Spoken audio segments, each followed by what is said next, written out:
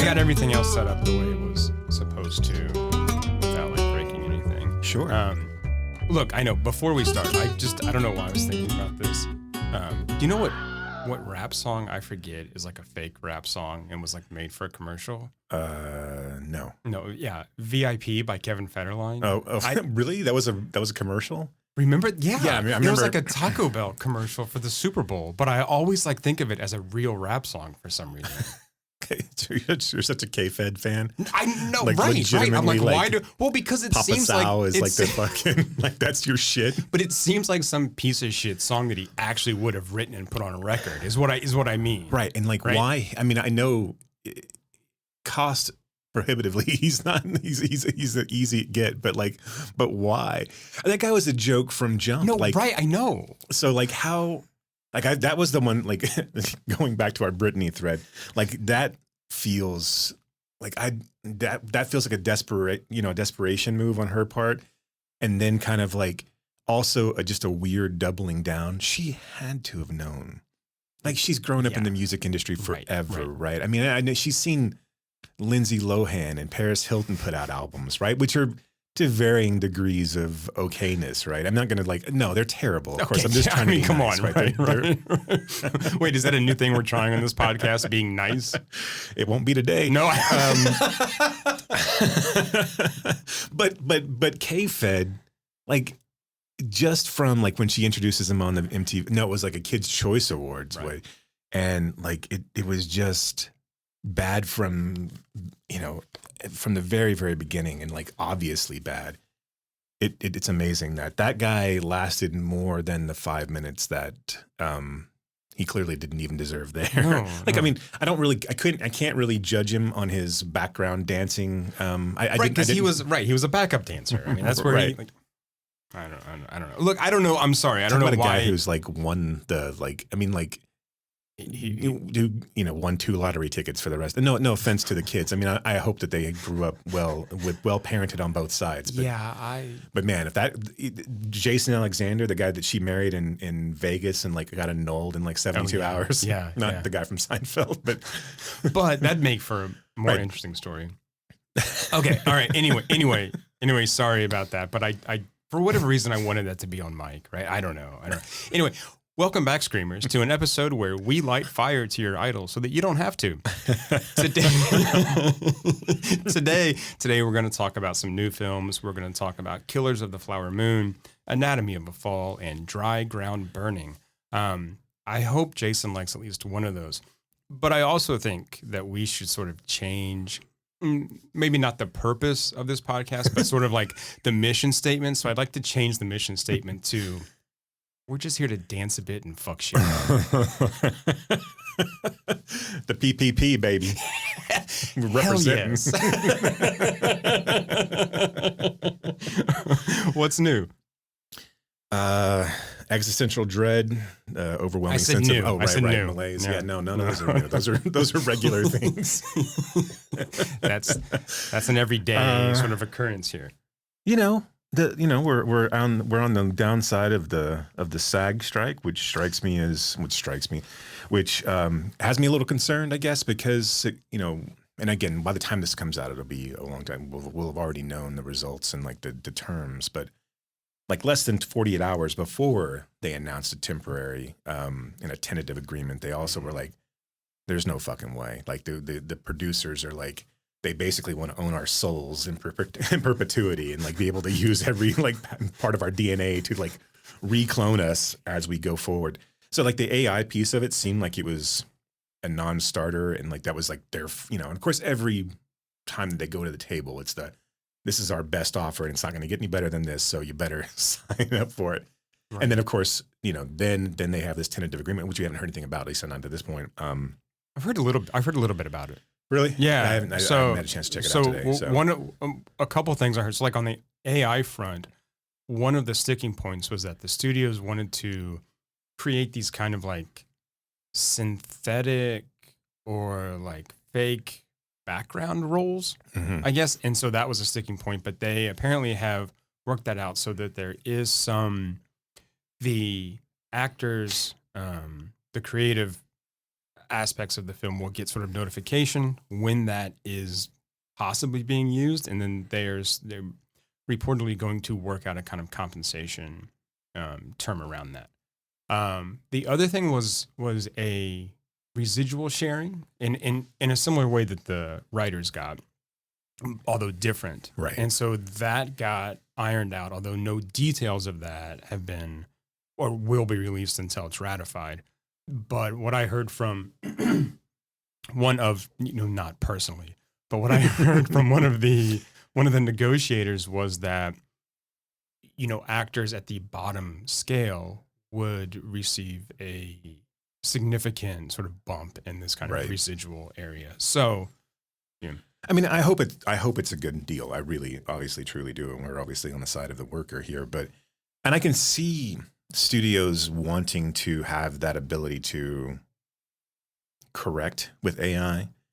From a perspective of, there's a scene in Teen Wolf at the very end where it's a good example. I mean, just there's a scene in Teen Wolf after he's made the shot and he's hugging Boob. And there's a guy in the crowd who's clearly has his fly open and like turns to like zip up his face. I can see where you might want to correct that in post if you were to catch it via some sort of, AI, or, occasional extras looking at the camera, breaking the fourth wall, and accidentally, that type of thing. I can see where you'd want to accidentally on purpose, right? But I was thinking about this on the way over. I do think it will take a concerted effort from audiences to have a backlash against things like Peter Cushing and Carrie Fisher and Rogue One and things like.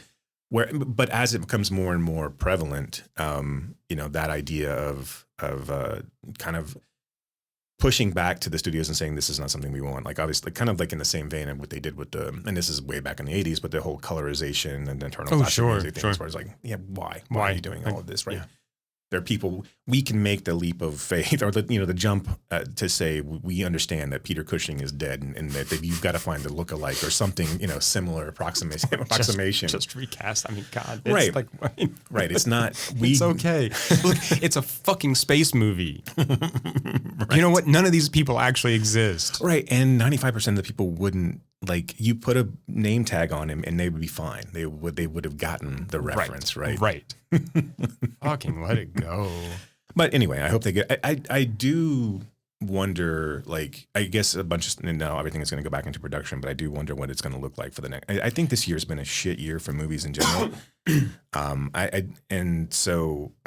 I wonder what it's going to look like over the next 6 months. Yeah, and stuff won't get ramped up until January again. Right, and they're already pushing things out that were going to be mediocre at best anyway. So, I mean, like, it's just, but this year's been, I don't know. Maybe I'm wrong. Maybe I'm just being cynical because it's November and it's starting to get cold outside and that type of thing. But I don't know. I'm in this like groove of like where I don't like anything, and it's just, I don't know. And I think I can't discern whether or not, and to be fair, I've watched a bunch of shit like The Exorcist 7 and Saw 10 and oh, you did see Saw 10? Yeah. Why do you? So I thought I hated myself, but I think like you just continue to one up me on the self-loathing scale. I think also that I am a cynic with an eternal optimist heart. Oh no, I get you. Yes, yeah, 100%. Right. So this time. Oh no. Right. Why do I fool myself? So when I see positive reviews of something, which I saw for really not necessarily much of The Exorcist Believer, which I was going to go see just because I was going to hate watch that. Right. Speaking of, I'm down to the movie of Veronica Mars, by the way. Oh, nice. So I've watched the entire last Hulu season. Which, what the fuck was anybody thinking? One, can I talk about the Lilith Fair version of We Used to Be Friends? Is fucking insane to me. Like the college version of We Used to Be Friends, was bad enough, but this 2019 version, with and it ends with this, hey, like we used to be, hey, and I was like. Every time, seriously, this is the point where Kat, my wife, is just like, "Fuck you! Why are you making me watch this now?" And we can't stop. We have to finish it, right? And I'm gonna watch the movie, but it's just I just haven't gotten to it yet. But the movie happened before that. The movie happened before, but Hulu packaged all 4 seasons together, so I didn't jump back over to the movie to see it. And I figured it was standalone enough that I could. I'm pretty sure I could catch up on what's happening. I don't know. This is pretty like complicated, heady stuff. But like it seems to me like I can't imagine they must have drove a truck of money to Kristen Bell's house. Like, were there Veronica Mars fans from 2014 movie, which they had to kickstart anyway, that were clamoring for a 2019 version, a sexy version of Veronica Mars? Like, and you get back Jason Dohring and Max Greenfield, and then you add people like Patton Oswalt and J.K. Simmons to it, and Clifton Collins, which I've already talked about. That guy will do literally anything. If we paid him $25, he'd be on this podcast tomorrow. Like, do we have his number? Right. Is his representation listening? I would happily pay him $25 to be on this podcast because he's great. Yes. I don't all of those guys were really good, but like making Patton Oswalt the kind of sinister bad guy at the end and this like mastermind bomber, which Patton doesn't play that role very well. Like he plays the buffoon or the nerd.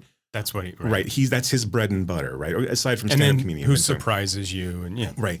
And all of them were fine, but like that idea of like I think they did give short shrift to like Wallace and Casablancas and so there were a lot of like regulars that I think either they could have played up a little bit more. Yeah, well, we've talked about this with the people of color on this show, and even in 2019, right, they don't give you much more to do and much more dimension. But this, like turning Veronica Mars into this like Cinemax After Dark type, and like it wasn't quite, But there's a scene where she like it's like she's dreaming about like Logan has gone off to some far on space over in the Middle East. He's got to go over for a couple of days, evidently.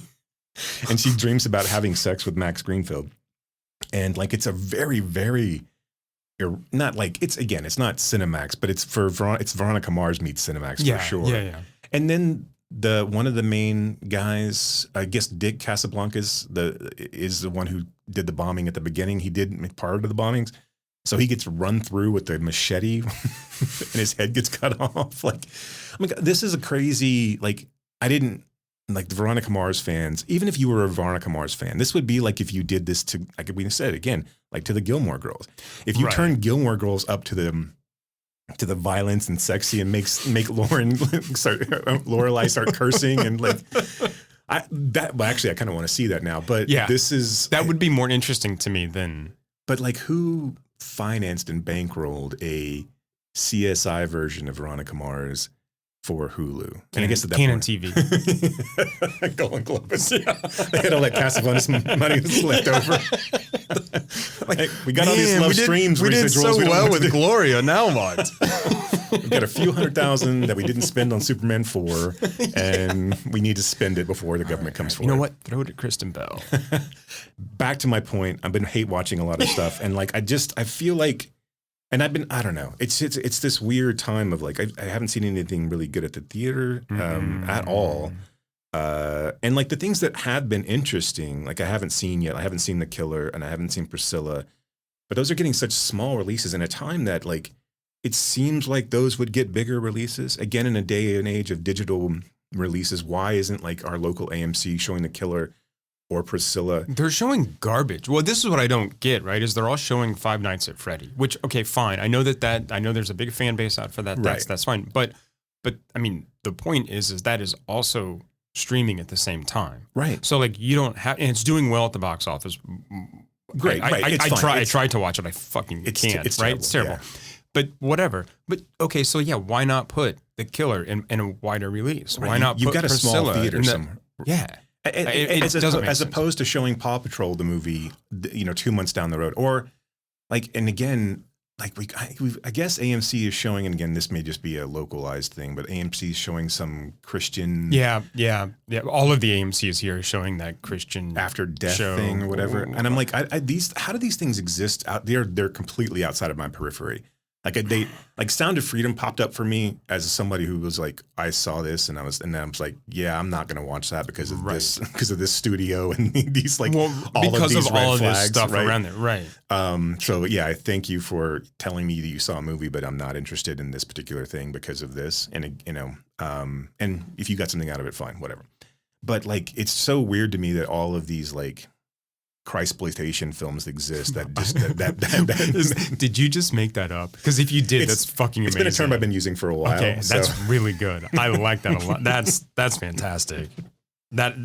Wow, that's really good. But normally I see those reserved for like the lobbies of fake ER rooms and things like that. You know, the quick care bullshit that we have in this country because we don't have socialized medicine, and we like people to go into debt to die. So, well, yeah, it's go into debt or die. I mean, it's Right. it's the new version of debtor's prison. So anyway, I don't know why like we're not being able to see those types of films On a broad scale. on a kid, because I mean, like you have to figure that everyone who saw Taylor Swift is done. They're not going to. I mean, like They're not going. they're not seeing it if they go multiple times, back, right? I mean, like right. it's because that is a completely event-based thing. You don't want to roll up into a theater to watch that by yourself. You want to watch that in. You telling me I did it wrong? Oh man, I wish I could have been a fly on the wall on that screening. Just you like playing the Ryan Adams versions of Taylor Swift songs. This is my emotionally abusive mansplaining take on. I'm sorry. And then I guess, the Marvels will be released, although I can't imagine, I don't feel like there's a lot of buzz or excitement for that movie. Well, there's bad buzz around it. And I mean, I've heard a lot of, or I've seen a lot of like kind of negative stuff written. I mean, I don't care. I mean, I'll go see it, go enjoy it. I won't. Yeah. I mean, this is the difference between you and I'm like, I'm not going to watch the Marvels. And then, yeah, so it's just a weird time. And like I said, I mean, and there's room for things like Priscilla and The Killer. And it's weird to me that The Killer is such a thing. And like, and also, yeah, because again, it just kind of exists as I want to go see that, but I don't know anybody who's talking about it after they've seen it. Right. I hear that it's decent, but I mean, I don't know. It's weird to me that exists like it does, and then Five Nights at Freddy's exists like it does, and it's such a contrast of like Five Nights at Freddy makes $78 million opening weekend, but it also opened up on Peacock and it's the same version. It's the same exact thing. And I appreciate a fandom that is passionate enough to go see it at the theater. That's what we want to have happen, and not admit that it's terrible. Right. I mean, I think it's one of those things where it's been so long, and they've been thinking about this movie forever. It's been so long in the making. This whole thing was cinematic to begin with. Yeah. There's already an R-rated pseudo version of this out there called Willy's Wonderland that Nicolas Cage starred in. And so I think all of this will do is obviously fuel Five Nights at Freddy's 2, whatever. Yeah. So yeah. So I don't know. That's where I am. That's what's new. So along with this kind of like hate watching idea, let's just go ahead and get Killers of the Flower Moon out of the way, right? Yeah.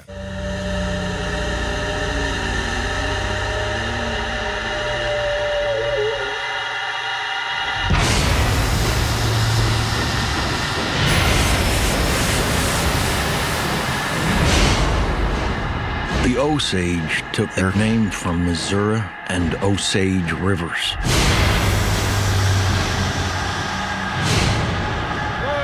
Niukanska, children of the Middle Waters.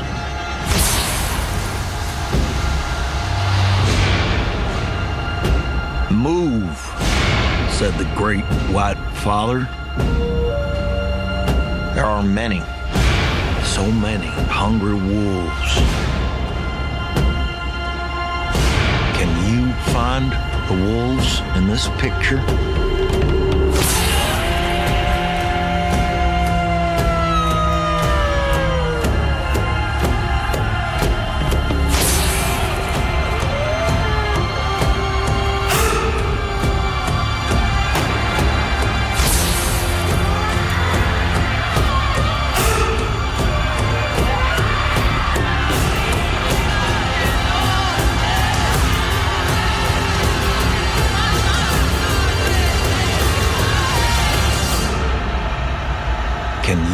find the wolves in this picture?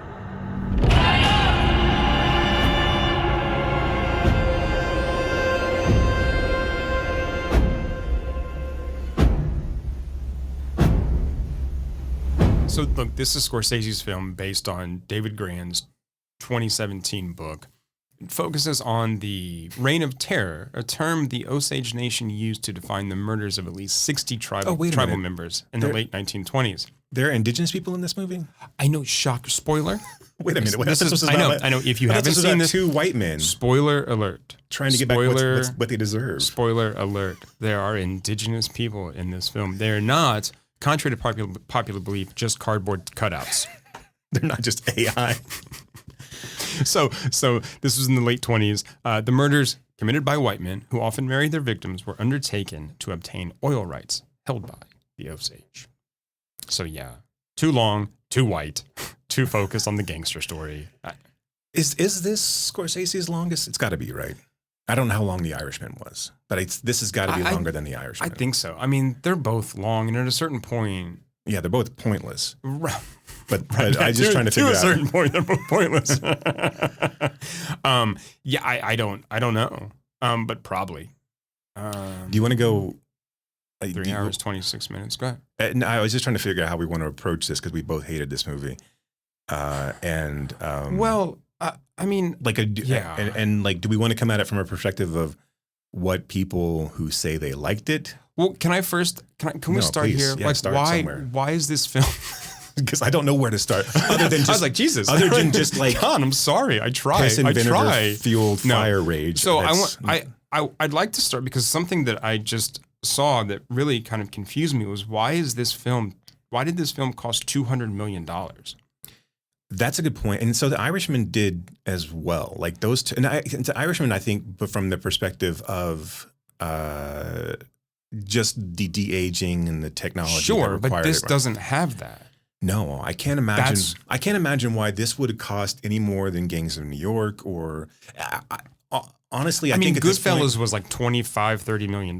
Right. Now, granted, that's $1990. No. I know. But I mean, like Wolf of Wall Street, like that's $100 million film, right? I mean, like, and at this point, he's starting to push up against being able to make money back, right? I mean, like he's not going to make. He's not. No. I know. What I'm sorry. I misspoke when I talking about Wolf of Wall Street. Things like The Departed. He's creeping along the $100 million box office of $100 million movie. He's in the Woody Allen range of like, I'm going to make a movie and it's always going to lose money, but there are going to be people that throw money at me because they want to make a Woody Allen film and say they did, right? Yeah. But why this cost $200 million? Unless he was like really digging oil wells, I don't know. This is an ugly fucking movie. Right. This is probably the worst cinematography I think I've seen and the most amateurish that I've seen in segments on a Scorsese film, especially the ending portion of it in the aerial shots. But like, but this is a dour, ugly. And you're talking about looking, not just the story. No. I'm just talking about visually speaking. This movie does not jump out at you in any way. There's not really even any intriguing. I think the opening like death sequences, some of those were kind of clever, like when they're killing the sisters. But past that, once you get into the courtroom scenes and once DiCaprio gets into town, which is pretty early on, obviously, all of it is just, I mean, I can't imagine why this would have cost more than $15 million to shoot. Oppenheimer had a $100 million budget. Something like that. Yeah. Barbie, 145. Right. And I know we haven't seen The Killer, but we will. We're going to talk about it next time. I mean, but The Killer had a $175 million budget, which is fucking why? Like, I mean, right. I know that Fincher is whatever Fincher is and sort of perfectionist and wants this and that, but this is all just Netflix and Apple money. It's true. And I think it's got to be inflated, right? It's one of those, it seems like at this point it's inflated to the point where we're definitely not going to make a profit on this. Yeah. So we don't have to pay Lily Gladstone or any of these other actors. So DiCaprio got $30 million. Right, of course. And I'm sure De Niro did as well. And I'm sure Scorsese. So I bet the $100 million at the top is those three names. Yeah, but like But then what's the But extra why? $100 million? But also then, like, why? Right. Right. And, Right. and this goes along with this idea that, you know, Scorsese, before the film opens, gives this kind of heartfelt, you know, thank you for coming to the theater to watch this film that means a lot to me, that has a special place in my heart. Does it though? Like, right. You weren't dying to make this movie. well, that's what I mean. And I'm not saying, like, you know, do stuff for free. That's not what I mean. But how much does Scorsese need to do a passion project? Right. Like how much did he get paid to do Silence? Right. Right. Yeah, I mean, look, all of that is grandstanding horse shit. They don't give a fuck who sees it and when they see it. That's just AMC paid me another $5 million, so I go up and do this kind of like thing. He knows it's going to go on Apple TV Plus, like right, sometime this month. He knows that that's the deal. But I mean, the fact that Paramount was like, "Whoa, we're not going to give you $200 million to do this," so he's like, "Okay," and he goes and he courts Netflix and Apple TV.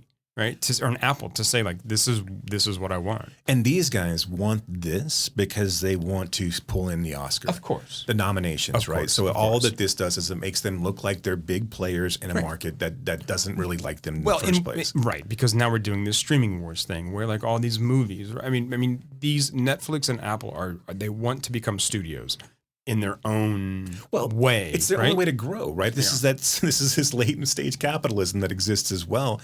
That you've run out of areas in which to make you can't, unless Netflix is encouraging people to breed and then having those children also subscribe to Netflix.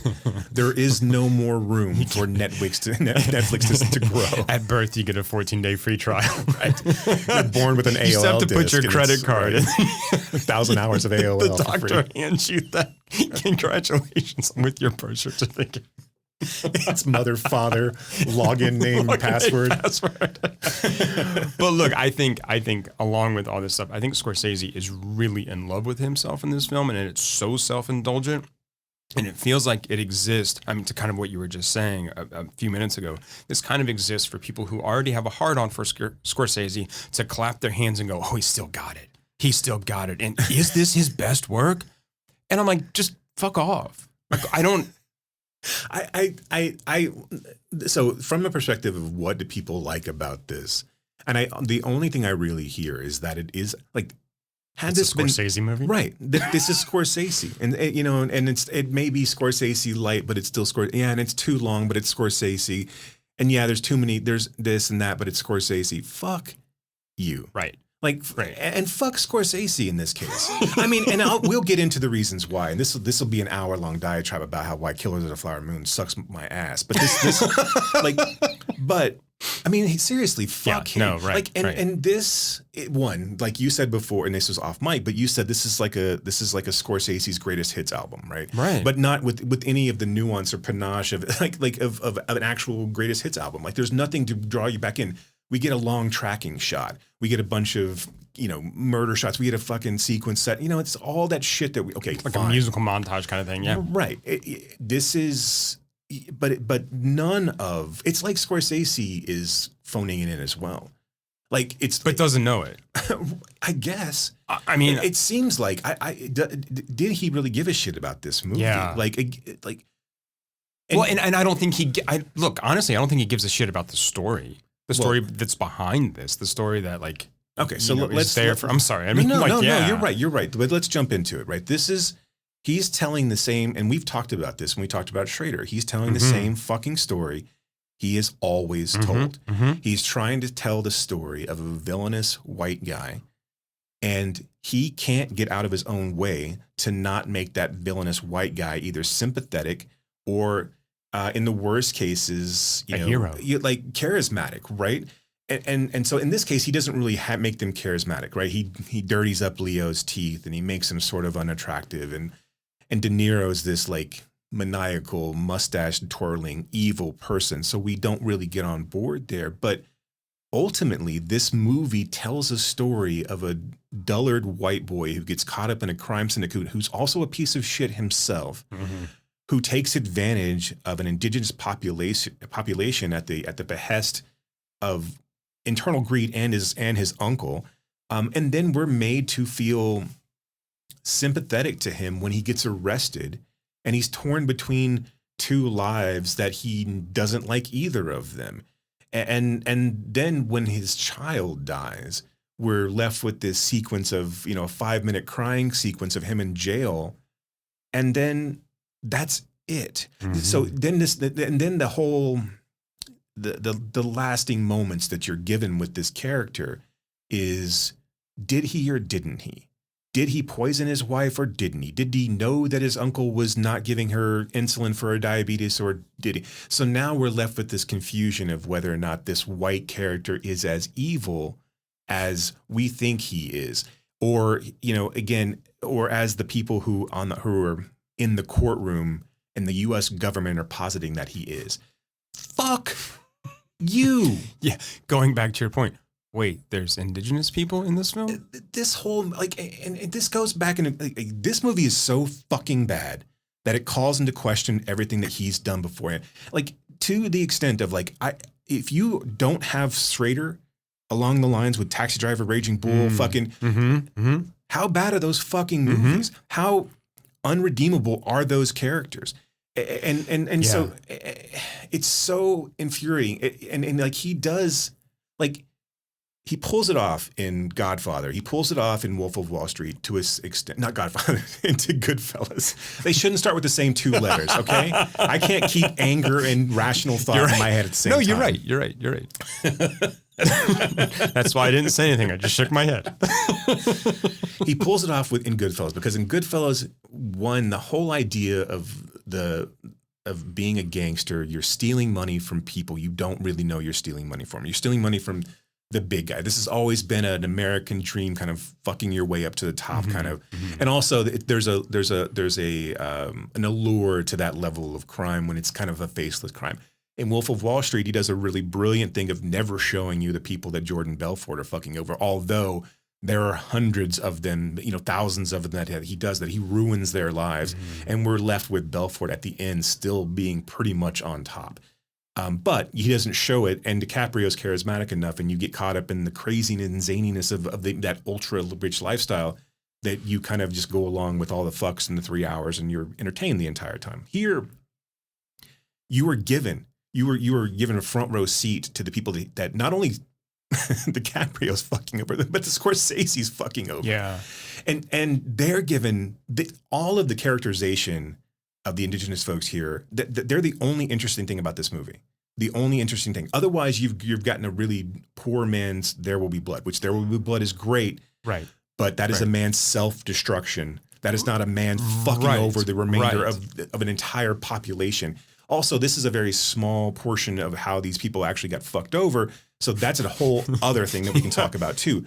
But this movie should have been about the five sisters and their plight and why they were being fucked over by the U.S. government and how they were trying to overcome that, integrate themselves into society, why they would be with these white men who they knew were fucking them over, how the helplessness they felt. This should have been way more women talking than it was fucking, Goodfellas meets There Will Be Blood meets fucking Scorsese's worst fucking impulses. Yeah, because we get this in those other films. We don't see the victims. Here we do. Right? Here we see the victims close up. And I mean, I don't know. Is he trying to do like a banality of evil thing? I know that evil is one of the things that he's always sort of focused on in these films, right? I mean, Goodfellas, et cetera, et cetera, et cetera. But here, I mean, we've got those victims and we just don't explore any of it. And why? Her boozy, and I forget and the this, name. Sorry. No, I mean, and these sisters are just stereotypes, right? They're just the only character that really, I don't know, pops is Lily Gladstone, and she's not really given much to do. On the page, she's nothing. Everyone else is even worse because they're just these stereotypes. One guy is always a drunk Indian, right? One sister's a floozy, right? I mean, floozy. Does anyone say that anymore? We do. Okay. Here on this podcast, we bring back floozy. Okay, cool. We let them own it. You can be a floozy, and that's great. That's your choice. Right. This is true. Yeah. I do think I agree with you that Gladstone, the fact that she can elevate the role to be notable at all is astonishing. Right. Because all she's meant to be is a sickly person in the background, and really she's given no agency. the best parts of the movie are when she really is kind of being coy with DiCaprio and like still being, cautious with him. There's so much that's left on the table here too. This would be a ridiculously interesting movie. We have the elder statesman, the grandmother who exists and kind of and who sees sees the owl come in and then they have she sees everything. Had Scorsese taken this and flipped it and gotten the Osage to come in and help him with the script, help him with the story. Well, apparently he did. Then he didn't film any of that. Right. Well, that was my thought. So, apparently there was a lot of like, I want to say collaboration, but that doesn't feel right.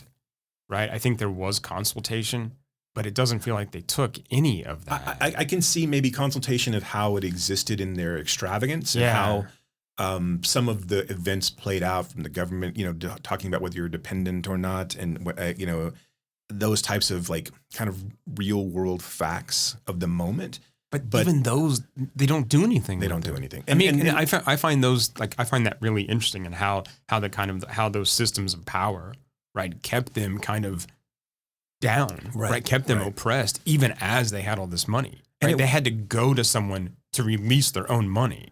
And they had to tell them like, oh, I'm incompetent. They had to actually say to someone, yeah, my name is, right, Maggie Burkhart, incompetent. How fucking demeaning. Yeah. But we get to watch that, but nothing else is really done. You don't dive into it. In fact, you're kind of thrown in and never really explain it. And it really would have been nice to like live in a moment. Like if you want to give this film any sort of gravitas at all, live in a moment where the Osage really are as much as they possibly can flourishing in the environment, right? Mm-hmm. We see the fast cars but they're almost caricatures at that point, though, right? At that point. Almost, look what these silly people, these nouveau riche, that's right? exactly how you're supposed to see them, right? I mean, is that. And it's weird, like white saviorism that De Niro serves and then DiCaprio serves and then Jesse Plemons serves. Yeah. And then ultimately fucking Scorsese, what the fuck was he thinking? Serves at the end of the movie. So like it's 4 hours long and you get 4 different white saviors. All of them are basically, none of them are doing anybody, but they're not actually saving anybody. Yeah. I mean, and again, it's this faux allyship. Right. It's fucking crazy. It is a terrible movie. But not only that, it is. Right. But it's just disgusting that in 2023, this is the movie that Scorsese is going out on. I'm sure he'll make other films, but this is this sort of magnum opus that I'm willing to tell, and I'm going to put DiCaprio and De Niro at the forefront of this movie when they should, at best, be background players in Lily Gladstone and her sister's story. Right. I just don't, and I still don't understand why people like this film, why people are praising this film in print, online, wherever, and aren't. Look, it's not that I'm right about everything, but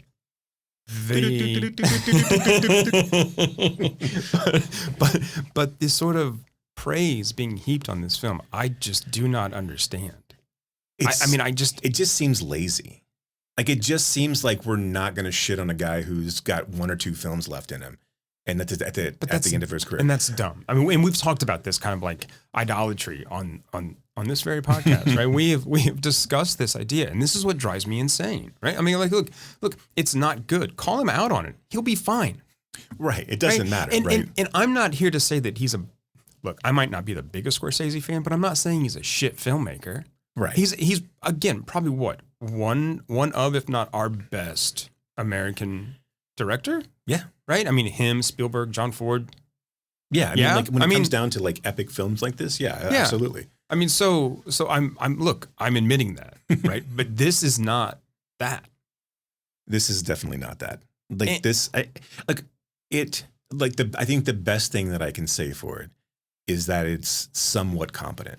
Like from a filmmaking perspective, like it tells a story. But okay, just assume that it's a good movie. it's still 3 hours and 50 or 40 or 30 26 minutes or whatever. And it's The Irishman is 3 hours and 29. Oh, okay. So it's his second longest movie. So, but it's still an hour and a half too long. Like there's no reason, there's no story that's being told here that requires the hubris of a 3.5 hour movie. It just doesn't exist. Like, and we don't even really get into his desire to behave like Nolan in his use of cameos, but like the insistence on having Brendan Fraser in it, John Lithgow. It's just like Fraser is so nonsensical in this movie, and like just like someone told him that he was behave as if you were a junior high player. Yeah. And you just got told you were going to be in a Scorsese film. Yeah. So acted to the fucking rafters because it's your last shot, kid. But also, like, who cares? Right. It doesn't. But I think it's weird too that people are outraged about Fraser's performance in this film. It's kind of like, right. Who gives a shit? I mean, he's in there for like a few minutes, whatever. Okay, go away. I mean, I don't know. It's stupid. I want to. There was a recent article in Vox, written by the Comanche and Muskogee writer and filmmaker Jason Asnap. I don't know how to pronounce the name. But this comes back to what we were just talking about, of why is Scorsese making this film. And he says, this is a quote, "Why can't white people stay out of it and let us, as indigenous people, work up to this on our own timeline? Spoiler alert, it's the money. We don't have it. They do." Yeah. And I think that that really, it gets to this question of who can and who should tell certain stories, right? I don't think Scorsese is the right guy to tell this story. Clearly, I don't think that, right? But why not have some of these other filmmakers do this? There are people out there. I mean, look at Reservation Dogs exist, right? This is a film about indigenous people, made by indigenous people, and it's brilliant, right? Even The Unknown Country, right? The Lily Gladstone starring film was made in complete collaboration with indigenous women, from producing to acting to consulting to writing. And the filmmaker has admitted that and has praised them as much as possible. And they in turn have praised her back for that kind of collaboration. Right. People are out there doing this in a way that isn't self-serving and self-aggrandizing. Yeah. It calls to question why really anybody involved in this got involved in this to begin with. Mm-hmm. I can kind of understand from an Osage perspective of someone's going to tell the story. We should at least pull a seat up to the table and try to help out. But why is DiCaprio in this? Why is De Niro in this? He loves that money. I mean, and maybe on paper it read different in the way that it ended up coming out, but I can't imagine that being the case. I don't think it did, because he changed roles, right? He was initially brought on to play the Plemons part, because I don't know if at a certain point Scorsese, because the book is also about the kind of birth of the FBI. I'm not going to read the book. I have no real desire to read that sort of genre of nonfiction book, whatever, right? Right. You say what you will. But that book, the title after the colon is "In the Birth of the Modern FBI." So that plays much more of a part in it. And I wonder how much then they changed when DiCaprio's like, what if I did this instead? Yeah. I mean, I don't. Look, we can watch the documentary when the eventual Criterion release gets done. But nope. So let's talk about the radio play then, because this is the last thing that really pisses me off. Okay. So the same writer had a quote about that. Can I read you that first? Yeah. Okay. So he writes about the ending. "Many have praised the penultimate scene in the film. I thought it was an exercise in buffoonery, one that changes the tone of the film considerably and leaves me thinking I simply must have missed something in the 3 hours and 26 minutes of story where this would have made sense." Yeah, no, it really is. It is so amateurish that it is mind-boggling that it is in this. Okay, so let's take a look at Goodfellas, in the last scene in Goodfellas, right, where he is in the witness protection program and he breaks the fourth wall and he comes out and says, I'm a nobody. I get, I've got egg noodles and ketchup kind of shit, right? which dehumanizes that character, like gives that character the worst that he could possibly think of. He's kind of comeuppance. Right. He's nobody at this point. He's lived this life of debauchery and crime and fucked over everybody he possibly could, and now he's nobody. We've sat here and watched Lily Gladstone be literally poisoned her entire life, have everything taken away from her, her family murdered in front of her, had everybody gaslighting her throughout her entire existence. At the criminal trial, we are left with DiCaprio turning coat on De Niro and saying, basically giving the government the testimony that they wanted in the beginning, but also then having him lose Lily Gladstone because he's called into question of whether he was poisoning her or not. And he kind of doesn't answer like he actually knows or not. And then the movie cuts to a radio drama where there is a highly offensive reenactment of the last part of basically the epilogue of this story. And then the last and where we are, like, I mean, it's product placement, and we get to look at Foley artists and focus on how they make, footsteps noises on sound effects. Right. Yeah. Right. And so, okay, that's all fine and good when you're in Little Shop of Horrors and we want to, and then that's funny. Annie. Right, exactly. And then Scorsese comes out like he's some sort of fucking white knight and lays out the remainder of Lily Gladstone's life. And he's really sad. And he does it in this really somber tone, but he completely undercuts her whatever little victory, whatever little existence of her life afterwards. So he comes out and he talks about how she gets remarried and all of these things, and she lives and she dies and blah. And we don't get nearly enough detail, and we get way too much from him. And like, so you take her last moment on screen is realizing that her husband, the father of her children, may have been poisoning her, and he's too stupid to know if he really was a pawn in that game while he was also killing her family members. Yeah. Or he actually knew and just couldn't say it to her face. And so in that same vein, then she finally divorces him. You don't see that. You don't see that devastation on him. She remarries. You don't see that happiness. You don't give that character anything other than let this white fucking director in his pseudo radio drama come on and give a cameo, which he's very rarely done. Yeah. Like he's not M. Night Shyamalan. He was in, I can name on one hand the time that he's shown up in his films. Yeah, and like his voice will be there. Sure. Sure. Right. He's the radio operator in Bringing Out the Dead and that kind of shit. Why? You are Martin fucking Scorsese. You've directed some of the most important films in the history of U.S. film. And this is what you're doing. You're coming out on your 3-hour and 26-minute film and bookending it with some bullshit. You should have just given us a fucking text over, one, you should have told her story. You should have focused on Lily Gladstone. And then you go to this fucking Kenneth Branagh-esque fucking drone shot of the Osage drumming. Fuck you. Yeah, and that movie that fucking shot looks like it's filmed on a fucking iPhone 9. It's really bad. It's terrible. It looks terrible. And that's supposed to make it okay? Didn't the Apple logo come up like after that? Yeah. And like been filmed on iPhone, right? It is the most insulting ending to a film that I've seen in a really, really long time. It's really bad. And I'm tired of people sort of like trying to retcon this and saying, oh, well, you see what he did was he was talking about how we, sort of like presuppose this sort of true crime podcast. And I'm like, shut the fuck up. Right. Like, No, this is bullshit. You're just trying to make this work in your own head because you're like, why did he do that? Oh, he must have had a really good, no, he didn't have a good reason. He was patting himself on the back.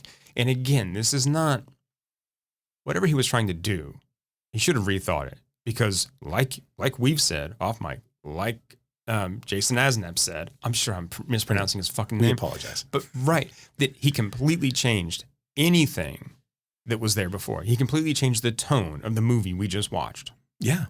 Yeah, he completely undercuts. Look, whatever he was trying to do. Let's assume that he truly did think he was telling the story of the Osage. let's assume that he thought he was doing them justice.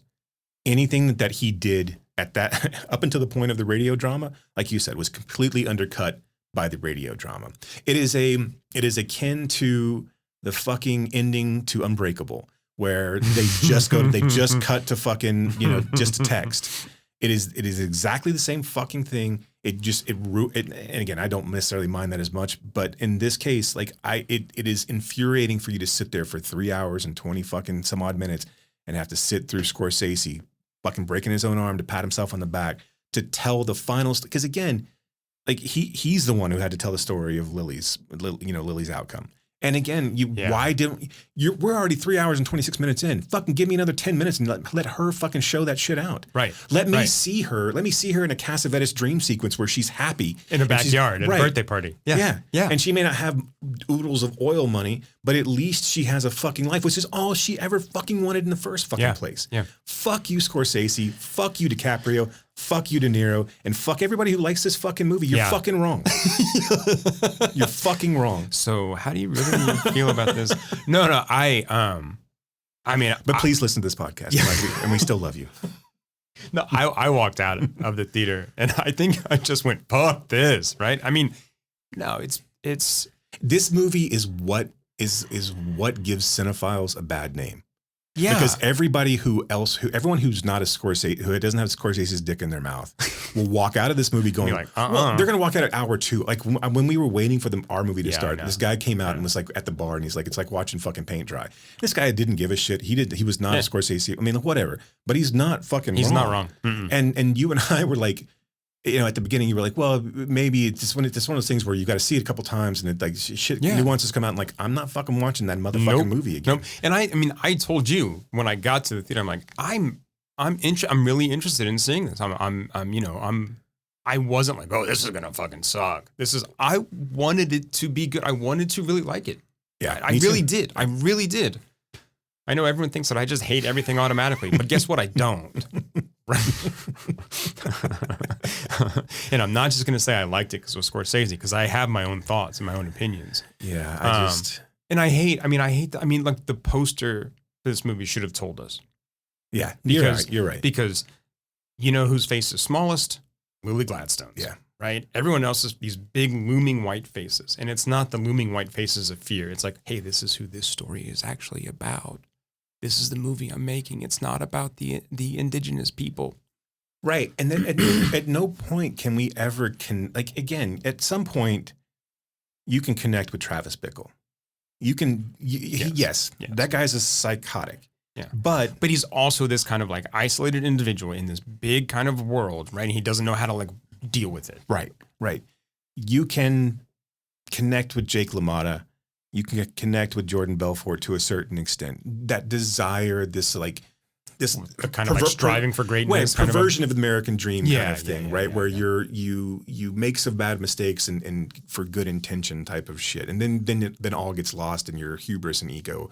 At some point, I think you can connect. And again, those are movies about self-destruction. Those are, and I know Schrader wasn't involved in Wolf of Wall Street, but like if we compare this, and I know that we're going to get accused of like blowing Paul Schrader way too much on this podcast.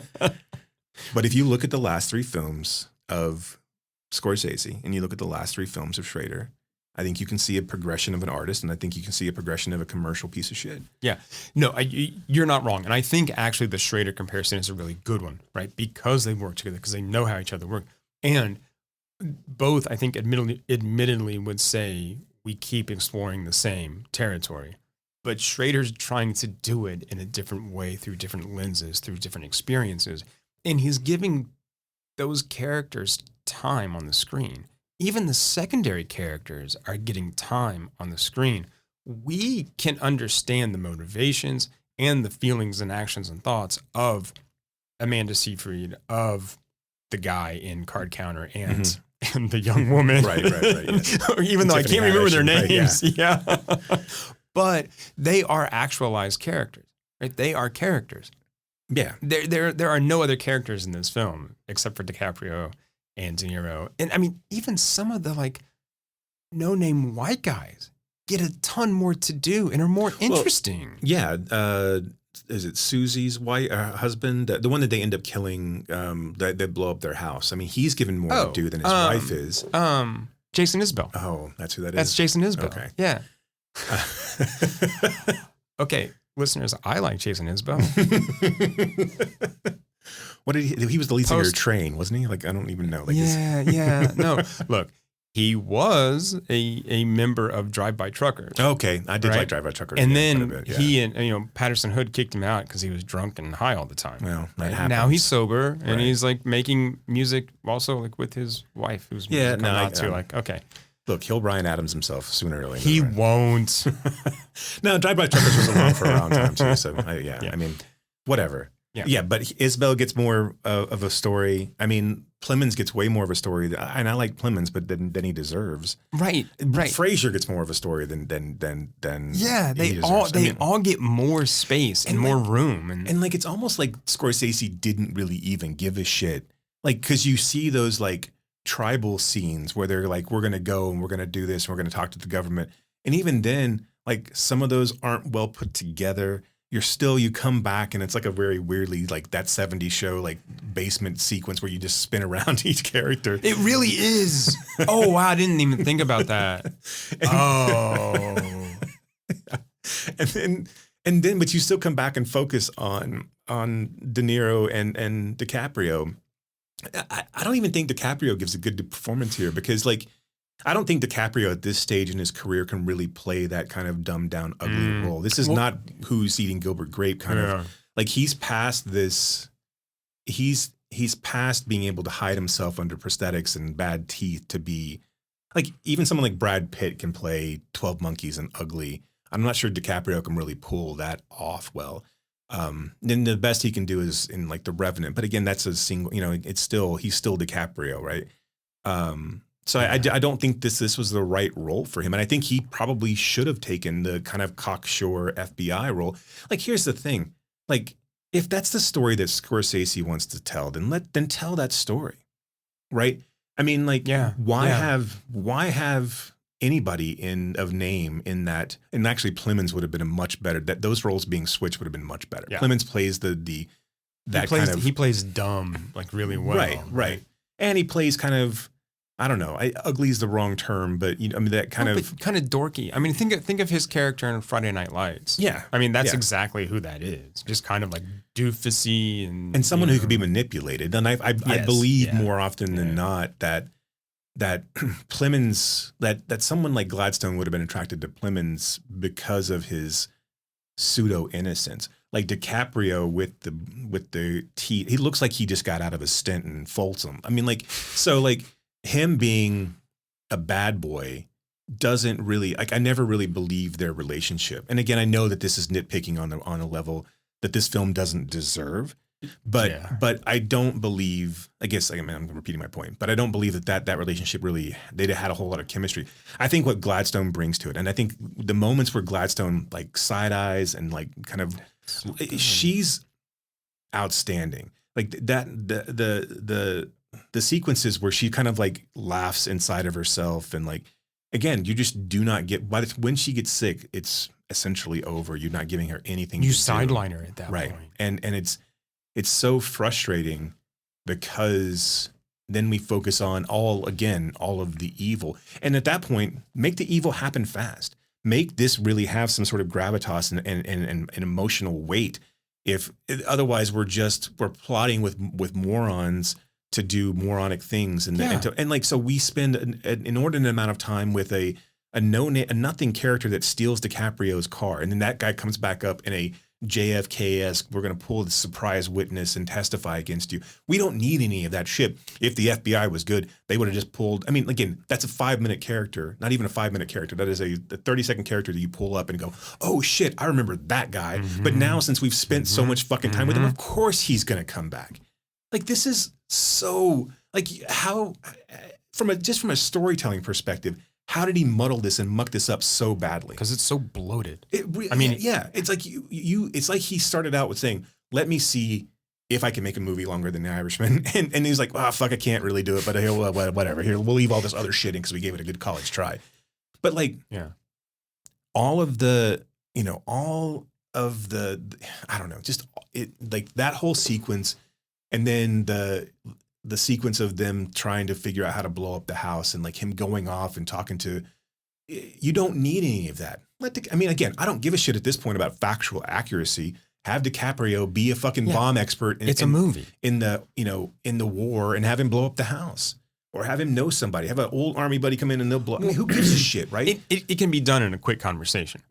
Instead, we go to camp after camp after camp, and we talk to these guys. But it's all because you feel like Scorsese's like, oh, these two white criminals are really kind of interesting, and look at their characters and look at how they're acting.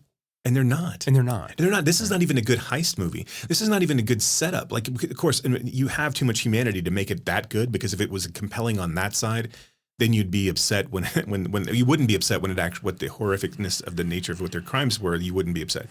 But I mean, and one of my last points is his invoking Tulsa in the movie as well. Like, okay, so America, the point of this movie has to be right that America's completely forgotten these people and forgotten this travesty. You're invoking Tulsa in the same vein because Tulsa has gotten some light because of Watchmen and what's going on. I mean, like, and obviously just in general, right? Well, and our bogeyman of like CRT and all this stuff, right? Yes. Yeah. And so there's reasons that's bubbled up. You're including it to compare it, and then you do the worst thing you could possibly do by basically saying, well, we ignored it for a reason. Yeah. I mean, that's like, why bring that up if you're not going to, oh, no, this is fucking infuriating. I mean, that's the thing, is that this movie is so bad. It's so bad. It's hard to like then dig down on why technically it is just not good storytelling, or not even really good acting. The filmmaking of it, aspect of it, I don't know. Maybe I'm muddling my points in this point because I'm so angry about it. But like, at least we have an excuse. There's so much wrong with this that digging down to the level of, well, it's still bloated, and it's still focusing on the wrong characters, and it's still poor storytelling, is secondary to the fact that the story that he was telling in the first place was not the story he should be telling. And also, even if in the story that should have been told, shouldn't have been told by him. Right. And even if it was, he should have had more input from. Right. I don't want to fucking. Okay. Why wouldn't this have been more a Scorsese Presents, and give it a $50 million budget and have it to be somebody else? Think of the fucking Souvenir. Yeah. Right. I mean, those two films I absolutely love. I don't know what your thoughts on them are, and I don't care. Right. But because I don't want to hear you badmouth Joanna Hogg on this podcast, right? But yeah, he produced those movies, right? Right. Scorsese Presents, The Souvenir by Joanna Hogg film. Right. Great. All right. He's clearly like out of the way, or was helping her do whatever she needed to do, but that is in no way has his fingerprints on it. Right. Yeah, and at this point, this is where he should be in his career. He should be propping other people up. Yeah. I mean, he has the cachet at this point to do what he wants. He can do a $200 million film with Apple. Why can't you prop up an indigenous filmmaker to make this story? Right. And go on and tell your fucking Rat Pack story, or your Jesus story, or whatever the fuck else movie that's passionate to you that you haven't been able to make. Because this one was clearly not passionate. It wasn't. It wasn't. He didn't give a shit about this. I mean, it was a 2017 book. You can't tell me he was sitting on this story for ages. It's only been out for 6 fucking years. Yeah. And so don't tell me that this landed in your lap. This is a guy who laments making Shutter Island. This is fucking Shutter. I mean, this is the same type of shit. You didn't give a fuck about that movie.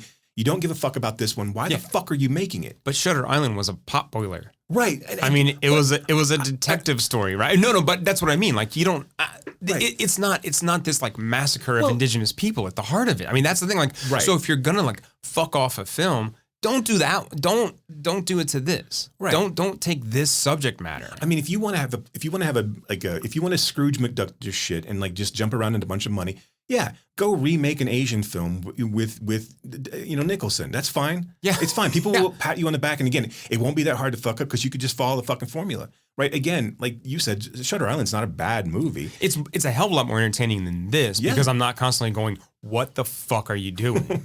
Right? Yeah. I mean, it's a fucking Dennis Lehane book. And so, like, you're fucking 80. This is not like Ridley Scott's making Napoleon. Yeah. Like, and trying to correct the woes on the Alien franchise, although he'll never be able to do that fully because he doesn't know how to do that, period. But he's making The Last Duel. He's making Napoleon. Like, you can't tell me that what is the movie that fucking Scorsese really wants to make? Right. And I don't know the answer to that question. I don't think it's this. It's not. And I think it's one of these things where, okay, someone threw something at him and someone said, here's $200 million. Will you go do this? And he said yes, without really thinking about it, and spends 4 years making this movie that's... I want to stress this point. He asked for the $200 million. Oh, for sure. No one just gave it to him. He wanted that much, and that's what I don't fucking understand. Well, Anyway, and again, I mean- is that the ballpark that he's playing in now? Like, is that, or is Really? he making Yeah. Avengers types? Because again, this is a guy who also laments these IP films. I know. But this is what he's doing. And what's fucking crazy to me, and again, I know he's 80, but that he doesn't get the fucking, how this aligns. The hypocrisy? Yeah. Yeah. That he's The self-contradiction? That he's making these movies. That this is not smaller cinema, to get back to the cinema. This is not even fucking Oppenheimer. No. Right? This is not news. It's not. This is not saving theaters. No. It's Because not. it's going on a fucking streamer. Right. At least. After like a month at in least, theaters. At least Nolan. Say what you will about Nolan. At least Nolan has the fucking balls to go and say, you know what? I'm going to make a fucking 3-hour movie for fucking IMAX. And that's where it's going to be seen the best. And Yeah. you're not going to be able to show any trailers before it. Right. And this is how I'm doing it. Yeah. And you know what? Fucking come at me. Yeah. And- Well, he left Warner Brothers because they wanted to put stuff straight to streaming. He's like, no, I'm out of here. Right. So at least he has that kind of like veracity, that kind of authenticity to say, I'm not going to let you do this no matter how much money you give me. Right. I want to point out, and I'm not going to dwell too long on this, but I want to point out Sam Durant's installation piece called Scaffold. Do you know anything about this? I know. It was a piece that was designed based on gallows that was used for 7 historical U.S. state-sanctioned executions, including those of 38 Dakota men hung in Minnesota in 1862. So the Walker Center in Minneapolis commissioned Durant to make this piece. I think they did. But anyway, they put it in their sculpture garden. No one talked to the Dakota tribe before doing this. So as soon as it went up, it was met with protest. Yeah. And look, to Durant's credit, he met with tribal leaders. He said, I will take it down. You have intellectual property rights now to this piece. You can do with it what you will. Oh, and I will never recreate it. Well, I mean, it's not nice. It's responsible. But I think it's responsible, right? You're right. Nice as well. He was... And I think That's pretty sweet of him. And so they took the wood from this and they performed a ceremonial burial of the wood. But I think the difference here, Durant was trying to call attention to these atrocities, right? Now, the fact of where they put it, because it was on like, traditional Right. sort of like land, the fact of where they put it and they didn't talk to anybody, that was, I think, more of the controversy. And then again, to Durant's credit, he said, okay, you're right. My bad. Here you go. Right? Yeah. But that's something that like, I don't see in this movie. So anyway, we don't have to belabor the point. It's a bad movie, and it will be brought up during Oscar season because what the fuck else is going to be brought up during Oscar? And again, because we're lazy as a society, and we will do this like was like this fetishization of our pseudo heroes. We'll let him take a fucking victory lap on this movie. Yeah. But I don't. Yeah. I feel like. I feel like there's just we should just shut the fuck up and let this die and just go away forever. Yeah. I mean, I hate this sort of like canonization of artists, of filmmakers, of anyone that we just hold up for no matter what they do. It's like, you know what? Stuff can be bad. I don't think it'll be talked about. Yeah. I don't think that like we don't talk about The Irishman. No one fucking mentions that movie. Like I don't think that we're going to mention this. Yeah. It'll go exist on some corner of Apple TV and cinephiles and dorks will pull it out. But again, I don't even think that'll happen really. Yeah. This is not a seminal work of Scorsese. This is clearly not the best work that he's ever done. And this is not going to go down in any sort of like retrospective of like, we're going to be watching this over and over and over. Cinephiles are going to watch this by themselves at home. They're going to be like, oh, fuck, that's not good. Yeah. They're going to get, Right. they're going to They get might not 30, say they're going it to in get 30 public. minutes into it. Right. And they're going to go, what? What Yeah. the Okay. fuck? Yeah. No, Yeah. well, I'm going to go back to something else, anything else. Okay, let's move on. We talked way too long on that film. We really. I told you we were gonna talked talk about that an hour. film. Yeah, no, you're right. Okay, let's do Anatomy of a Fall. I'm not a monster.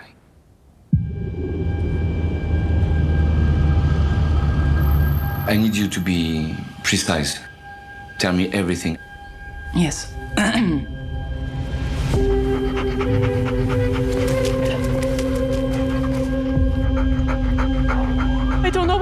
think he fell off that third floor. The window's open. The autopsy report is inconclusive. An accidental fall is going to be hard for us to defend. That's why there's an investigation for a more suspicious death, because you were the only person there. And of course, you're his wife. Stop. I did not kill him. That's not the point. You had a fight the day before he died. You need to start seeing yourself the way others are going to perceive you.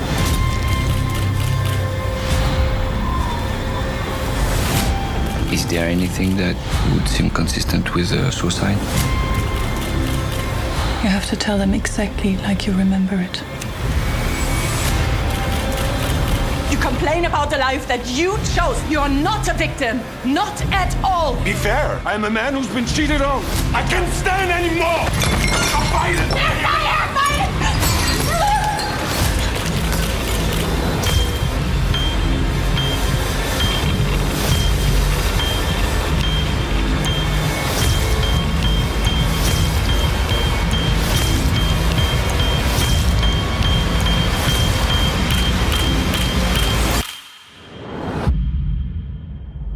I'm innocent, you know that, right? And so this is the most recent Palme d'Or winner at Cannes, and I think I called it the Grand Prix winner on an earlier episode. Yeah, whatever. whatever. If I don't make mistakes, who will? Right? It won't be me. That's what I mean, right? One of us has to make mistakes, and it will be me. So this is an examination of a marriage after a woman is indicted for causing the suspicious death of her husband. The couple's visually impaired son faces a moral dilemma while being called to testify. It's kind of the plot line. Yeah. I mean, look, this is Overrated. No, it's not. Oh man, are you serious? Look, this is a fine God, film. this is better than fine. This is better than fine. Look, this movie has had all kinds of smoke blown up its ass. I've been hearing the words masterpiece with this piece. It's just like, come on. You almost called it a piece of shit. I almost did. You almost did. I almost did. But it's not a piece of shit, and I'll retract that. I've been hearing people call this a masterpiece, and I'm just like, what are we watching here? This is a really good episode of Law and Order SVU. That is basically it. Perfect film. Okay, let's go. Let's have at it. No. Okay, so a mutual acquaintance of ours asked me if it was any good, and I said, you know what? If you like French films where not a lot happens, but people talk a lot for like 2.5 hours, then fuck yeah, it's great. He was not into it. Look, but I say it's overrated. I really, really enjoyed it. Yeah. And I was really, really riveted the entire time. This is a movie right in my wheelhouse. Yeah. But just calling it a masterpiece, I think we're kind of bending over backwards a little bit. Sure. Here. No. I mean, I think to call anything a masterpiece is maybe hyperbolic anyway. Sure. But I mean, one of the things that I love about this film, one is how the opening piece of dialogue is just we don't see the person speaking, and it's just, what do you want to know? And I feel like this just sets up everything, because this movie gives us no easy answers. It gives us no answers. In fact, it's always sort of changing our mind or trying to change our mind throughout the 2.5 hours. Right. And this is what I find so sort of compelling, is the sort of cinematic gymnastics that it goes through to get me to go, do I agree with him? Do I agree with her? Wait, I kind of agree with her in this argument, but really I see his point. This back and forth and back and forth. To a certain extent, like the did she or didn't she, I don't care. It doesn't matter, really. It doesn't matter, right? It's this kind of occasion for story to examine this other stuff, right? I do think, as much as I like their son, who was injured in an accident and is visually impaired, mostly blind but can see somewhat, I do think that that's a pretty like thin metaphor. And what I mean by thin is that it's pretty close to breaking, right? Right. The movie does that a couple of times. Yeah, too, it does. And that's where, so I've seen this twice now. And look, the second time I liked it just as much as the first time, but I started to notice, I think, more of those. I'm like, oh, the visually impaired metaphor, I get it. I probably would have gotten it anyway, right? Right. Because so much of this is based on what we hear, right? It's not based on seeing anything. And a lot of the court testimony is, a recorded argument. Well, it's just audio, right? So you can't tell exactly who's throwing what, who's doing what else is accompanying the sort of like, shouts and conversation. And I think that that's real. I think that that's really cool and really smart that so much of this is conjecture. Yeah, the one thing that I took away from this is that I don't want to be accused of a crime in France. So courtrooms in France are just like a place where two guys in robes are sassy with each other. Anything goes. I love the sarcasm. I'm just like, everybody is just like... They're able to throw out wild theories about whatever they want to throw out. Yeah. There's like very little forensic evidence. Oh, even the forensic evidence is like called into question all over the place. And I love that like everyone is so certain of everything. Everyone is just like, well, they could only be the answer. Well, no, here's another one. I see your point. I mean, it's just, I love it. Yeah, everyone is so like 100% positive until they're not. To your point, this almost blind aspect of their son, like you said, it is too on the nose. Yeah. And it's not really necessary to drive this story. I mean, again, so it only exists as a plot device to kind of say, hey, dummy, this is what we're trying to tell you, right? Yeah. I do think that the idea of the framing device of a courtroom to kind of break down the idiosyncrasies and of a relationship, and to have one person on trial like that is a really, really clever way to present that, that story. Yeah, because that's what this is. It's a marriage drama, right? Right. Yeah. And I think that horrific, like putting yourself in her shoes and the horrificness of having all of that questioned and like your life being torn apart, having to defend yourself on that kind of stage, and like everything that you've ever done and written and said is being questioned because and you don't have you're trying to defend yourself from a person that doesn't exist, that doesn't, I mean, it only has that. And so that's what I found, again, that was just really, really compelling, and it makes it really, really interesting to watch. It is all at once horrifying and frustrating and like I said, you've bounced back and forth of, and again, I think the murder aspect of it, I understand what that's the thing that kind of will keep you drawn in, and then obviously the thing that kind of pops at the end of it all is like, oh well, shit, like that never really matter. It was just this woman having her life torn apart because she inexplicably found herself in a bad situation. Yeah. That was not, potentially not her doing. And I think like you said, we start to examine our own, marriages, relationships, our own sort of creative lives, right? I mean, look, I don't know a writer or artist who doesn't put something of themselves or something of their own experience or reality into their work. And then to have that held up in a court, right, as evidence of guilt must be just so sort of horrifying and terrifying. I love that how many times in this film does she say, look, what you hear is only part. Right. What you hear is only part of the story. It's only part of a relationship. And she has this like kind of like beautiful line where she says, that's what a relationship is. Sometimes we fight together. Sometimes we fight alone. Sometimes we fight each other. And I was like, oh yeah, that's really good. But again, she's like, you're taking one segment and you're not putting everything, together in context or as a whole, which is what the film is doing. Right. And which is exactly what the film is telling us. Like, you're only going to get pieces here. What is it that you want to believe? Oh, wait, that's the other thing that I thought was too on the nose. Where Jenny Beth from the group Savages plays Marge, and she tells Daniel, she's like a court-ordered kind of ward, right, keeping over him or watching over him so he's not influenced in testimony. And he's struggling with sort of like what to say or even like what to think or believe.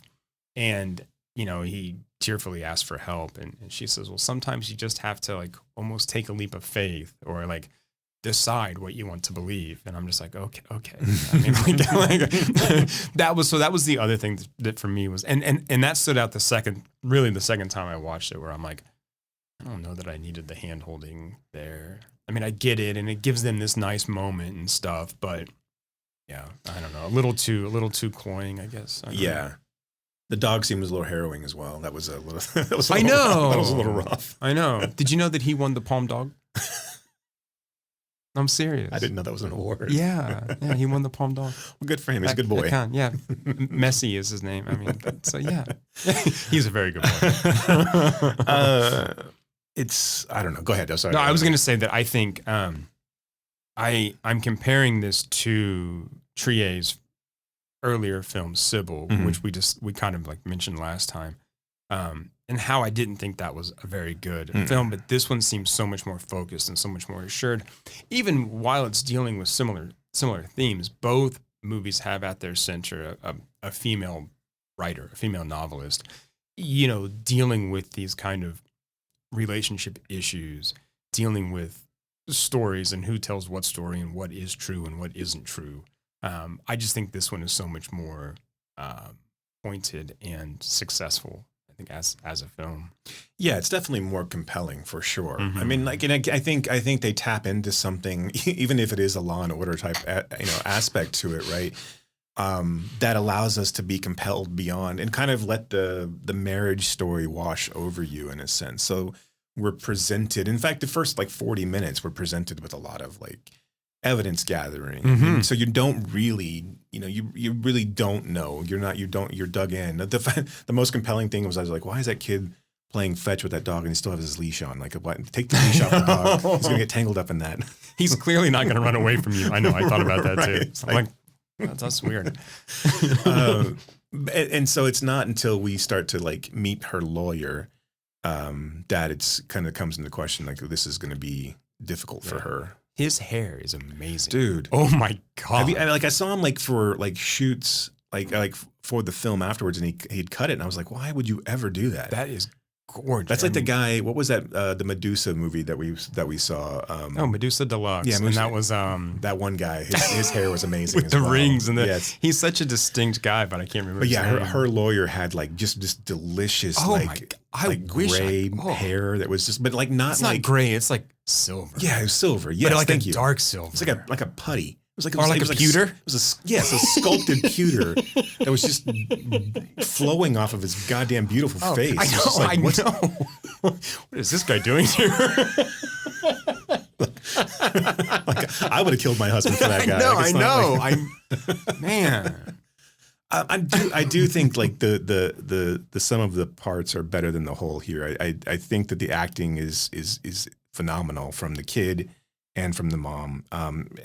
Even from the the gallows players of the courtroom and things like that. I think everyone was really, because again, it allows you to have this like villainy. I think it plays so smartly, with this like defender of the man, defender of the husband, and this like kind of like fuck you're twisting everything that she did kind of aspect of it, like pulling up her books and like pulling out passages out of context to like show how she possibly could have murdered this, and then that same character playing nice with the kid when the kid's like, well, I assume that this is the reason why X, Y, and Z happened. So, well, wait a minute.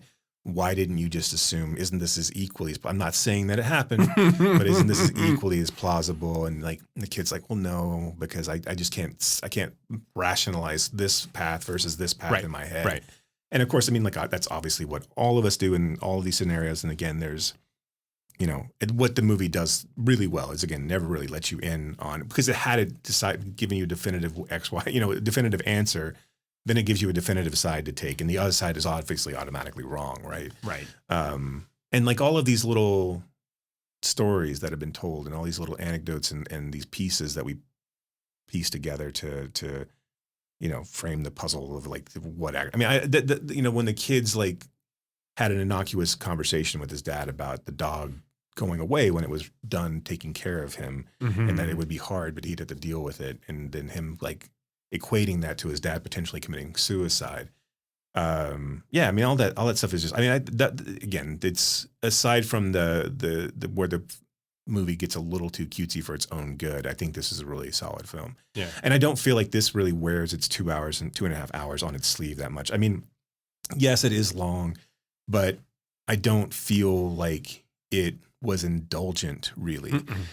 Well, it's pretty simple too. Yeah. I mean, there's nothing really fancy. I mean, sometimes we kind of like dip into a handy cam, and I mean like a camcorder shot. But other than that, it's pretty. I mean, it takes a minute to get to the point, right? We meet the interviewer. but see, I like that too. No, Yeah, I did, yeah. but I mean, like, so we meet the interviewer, we see the dog being walked, we see the dad dead, and then we start getting directly into the forensics of it all and trying to rationalize it. That takes a minute. I think if you're making an argument, you probably could have cut down on some of the forensics because we don't like the whole sequence of kind of putting doubt into the kid where he's like, well, I thought I was outside listening to them, but the music was so loud that I must have been inside. Mm-hmm. And I think we spend a little bit too much on that, like that CSI version of it. Yeah. Because again, it doesn't really come into play, really. I mean, you can question the kid's memory of something 6 months before or even a few days before, without having to worry about whether his dad put tape on the walls. And it's that Cassavetes thing of like, I'm going to explain all of this so you don't ever have to guess. Like, we don't need all that. We don't need. Look, the kid was confused about where he was. It's fine. This is where like Cassavetes trusts us. Right. Cassavetes was still filmed for 2.5 hours, but he would not ever give us that level of detail. right. Hang on, because I want to come back to that. This is something. I mean, so talking about the kind of like, defending of the man. They also play with this trope, and I think smartly, of like the foreign woman, right? Or almost like the barbarian, right? The outsider, the alien, right? The barrier in language, the barrier in customs, right? And I like how she just seems even more foreign, even more kind of alien because of that as well. I mean, you kind of know though that there's no way she's going to be convicted in this film. Because she's bisexual and because she's, an outsider. So you're like, there's no way that they're going to, but I mean, again, like that's not really the point. And she's the only caretaker for this toe-headed kid who's like completely sympathetic too. Like this. I know. Yeah, I know. This is wide-eyed, like just, piano. He's like, this piano savant that exists in this poor little cold barren land with only his dog to take care of him. Yeah, it's not that she's not gonna go to jail, right? No, I know. And I do like how they end the film where they still don't give us any inclination of did she or didn't she, because she goes and climbs into the bed in his office, right. With the dog. I mean, and that I think, it's just a way to leave us again neutral without that kind of ending, just letting it. Okay, I don't know. Here you go. So the horror that the character must have felt. I mean, this is obviously the story, but like when his psychoanalyst comes into play. Like, there's no fucking way they'd ever allow that to be a thing. I know, right? Like, someone's like, oh yeah, he just spent an hour, every week bitching about his wife. So I'm going to come in here and tell you what all those bad things were. And she even says like, if I was seeing a therapist, I could bring them in here and have them say all these terrible things about someone else too. I love that. She's just like, I'm sorry. I need to speak to this. But like the witness, like I said, I know this is missing the point, but like the chaos of a French court where there's like several different, judges or I don't even know what. And then the witnesses stand up. And then the defendants in the background and can stand up occasionally. It's just so like, it's all all over the place. Everyone's talking at once. It's just like, how does anybody ever get convicted of anything? Like, or not right? How does anybody ever go free? Yeah. I mean, it's like, have you seen, Small Acts where they are in the courtroom there? You're like, God, this is terrible. This is like harrowing and, awful. All right, I don't know. Anything else you want to say about? I really like this film. I think I liked it a smidge better than you did. I really liked it. I don't know. I don't know if I'm going to go back to it too terribly often. I don't know if it's one of those things where I try to think about whether is this going to stick with me for a really long period of time, and I don't necessarily think that it will. But I do think it's a good movie. I think it may be just from my perspective, we are in a bad year for film. So when people start throwing around things like this seems an odd Palme d'Or winner to me. Really? Like, yeah, this seems like a Sundance Audience Award winner at best, but I don't see this as being like what else was showing at Cannes this year that wins the top prize. It seems a little. Priscilla. No, Priscilla was at Venice, right? Mm-hmm. Well, I'm just thinking because last year, I'd have to see Triangle of Sadness won the Palme d'Or. I mean, and I don't see this as being too far away from that. I think, I see this as a more serious movie.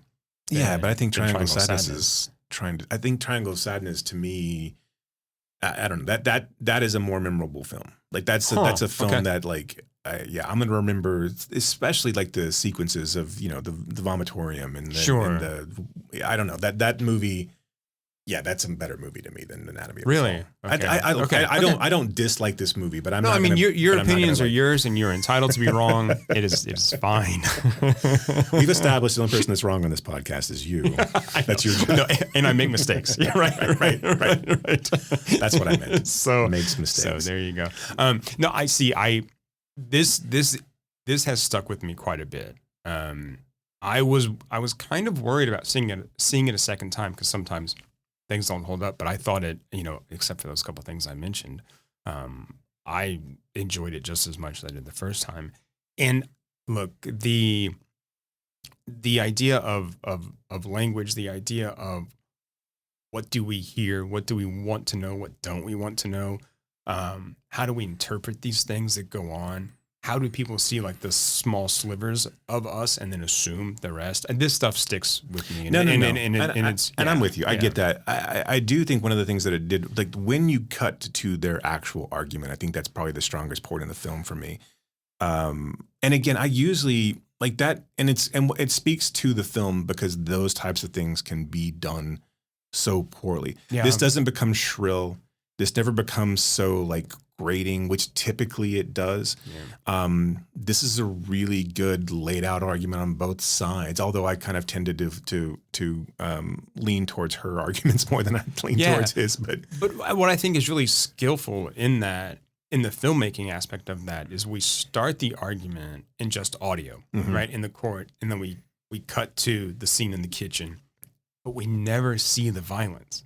Right. They cut back to just sound for the violence. So again, but I thought it would have been really simple and easy. I think a lesser filmmaker stays there and shows us more of that. Right. And they also cut to like pictures of them, in younger, like the when poster he's smiling. The poster for this movie is them together. Like, right. I mean, like I know the poster that's probably for the most part is his dead, which is a weird fucking poster. Like I think that the poster of them in the bar and he's kind of like smiling and she's smiling and they're younger.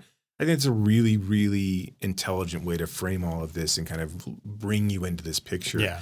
The fact that this is not a Fargo-esque type movie where there's like where you've got the starkness of the death on the poster, and again, the poster in Fargo's is a knit, a quilt, but yeah, I think that's a mistake. I think that's a mistake how to advertise this. And I will say this too about this movie. Like, I think this is another one of those movies that no one knows how to market this shit. No, like this is being marketed as a riveting Gone Girl-esque type thriller. And it's not. And it's not. It's not even a riveting courtroom drama. It's just a way to frame this conversation. And it is riveting, but not in the sense of like this is not a nail biter by any fucking means. And it's crazy to me that like, I mean, I get it. Studios want people to put butts in seats, but again, if I come into this thinking that it's going to be this like John Grisham-esque type of again pot boiler, what the fuck does I mean? Like really, this is not a pot. This is not even a whodunit. This is a relationship. And again, I know it's hard to sell, but like we're all adults here. Can we not just you and I are adults here? Can we not just fucking say what this actually is? Yeah. Yeah, and I mean, to the point of it being riveting, Jesus. It's also riveted. There's a lot of little tiny rivets throughout there.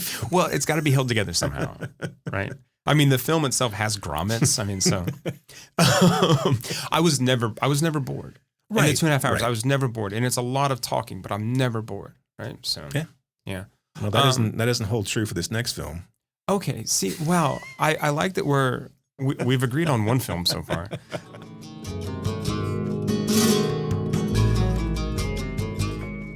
Okay, so let's start here with this next film. This is Dry Ground Burning.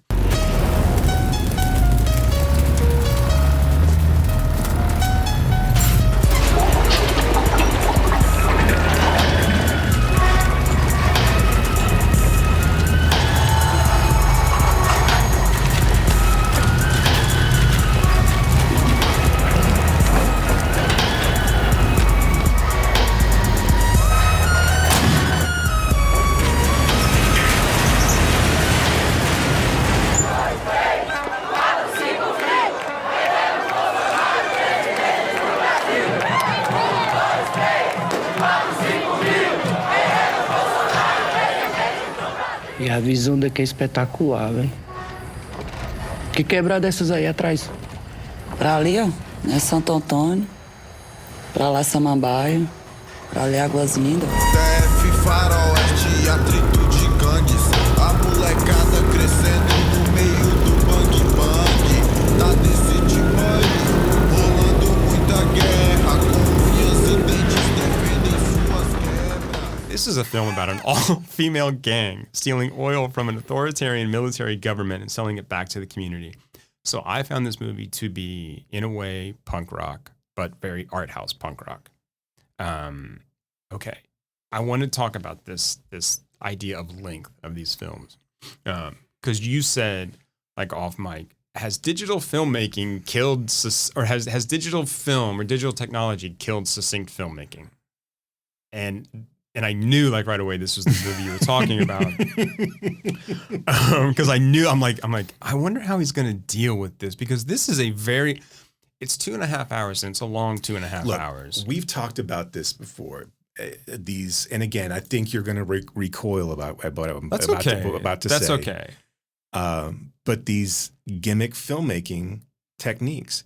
And I just feel like this pseudo docudrama, 18-month shoot, no script. Yeah. Look, call it what it is. It is a fucking gimmick. Okay. And again, I understand what they're trying to accomplish. And I think listening to the filmmakers and listening to them explain their process, there's a pretty good interview on YouTube from the New York Film Festival. Okay. Or New York, not Film at 60 or whatever. Maybe it wasn't the film festival.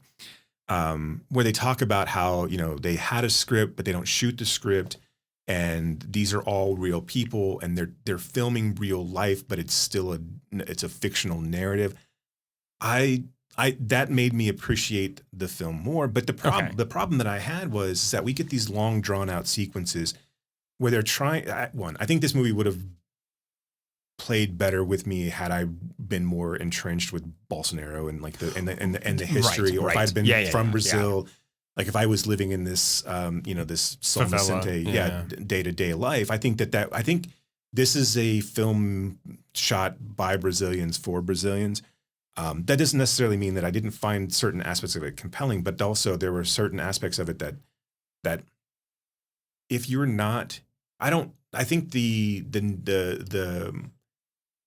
narrative that they try to spin on this then takes away from the sleepy kind of winding. I think this being a disjointed set of vignettes would have spoken way more volumes to me than trying to put together this.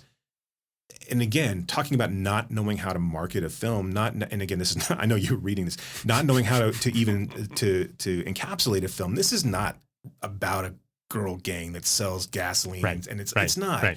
Right. It's about three women, and that are trying to make their way in this fucking oppressive military regime. Yeah. And not only being women, but being queer women, being previous felons, and so that is a more compelling story to me.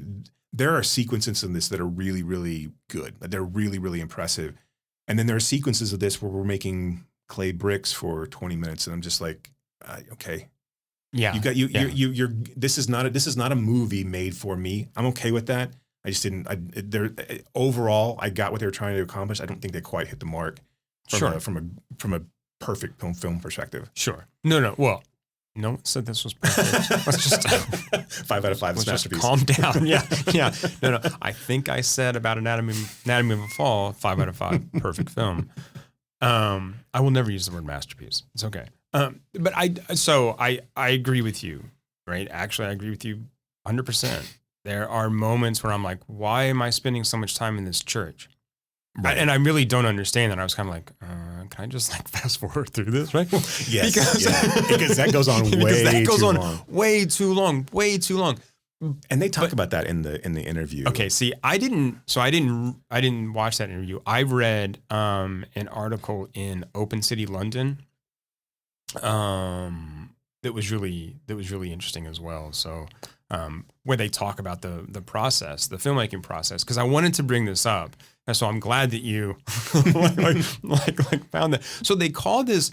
They use a couple different terms. One, so their idea is like this collision of two ideas of ethnography. So this ethnography of fiction where it's this like political fable, right? That's a story going on in this situation, setting time, but then they construct these characters who are non-actors.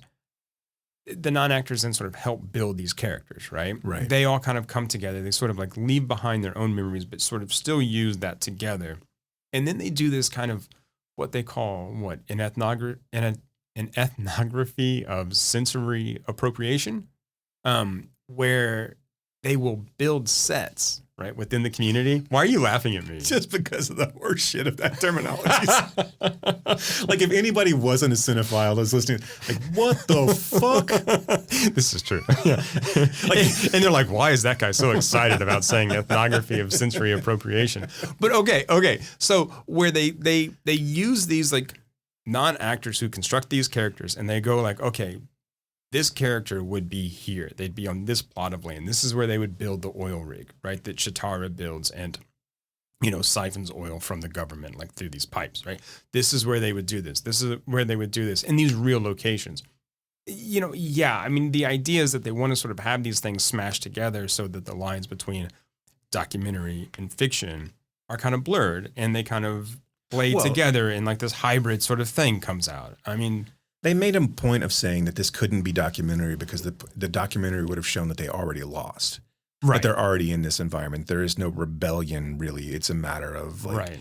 Although they did say that they actually created that party and like and they actually were kind of on the ballot. Like right. They had they registered the Prison People's Party or People Prison Party. Which one was it? I think it's the People's Prison Party. Yeah. Who just wants to fuck shit up, right? They just wants to. They want to dance a bit. The prison people party, right? I think I would have voted for them. I think all their ideas were solid. Well, no, I mean, but they are. I mean, I can't tell if you were joking or not. No. Okay. Because I mean, this is part of the film that I really like, and that subplot, Andrea's subplot of her running for office, of saying, look, I'm from here. Right. I will work for you guys. I've been in jail with all you guys. Right.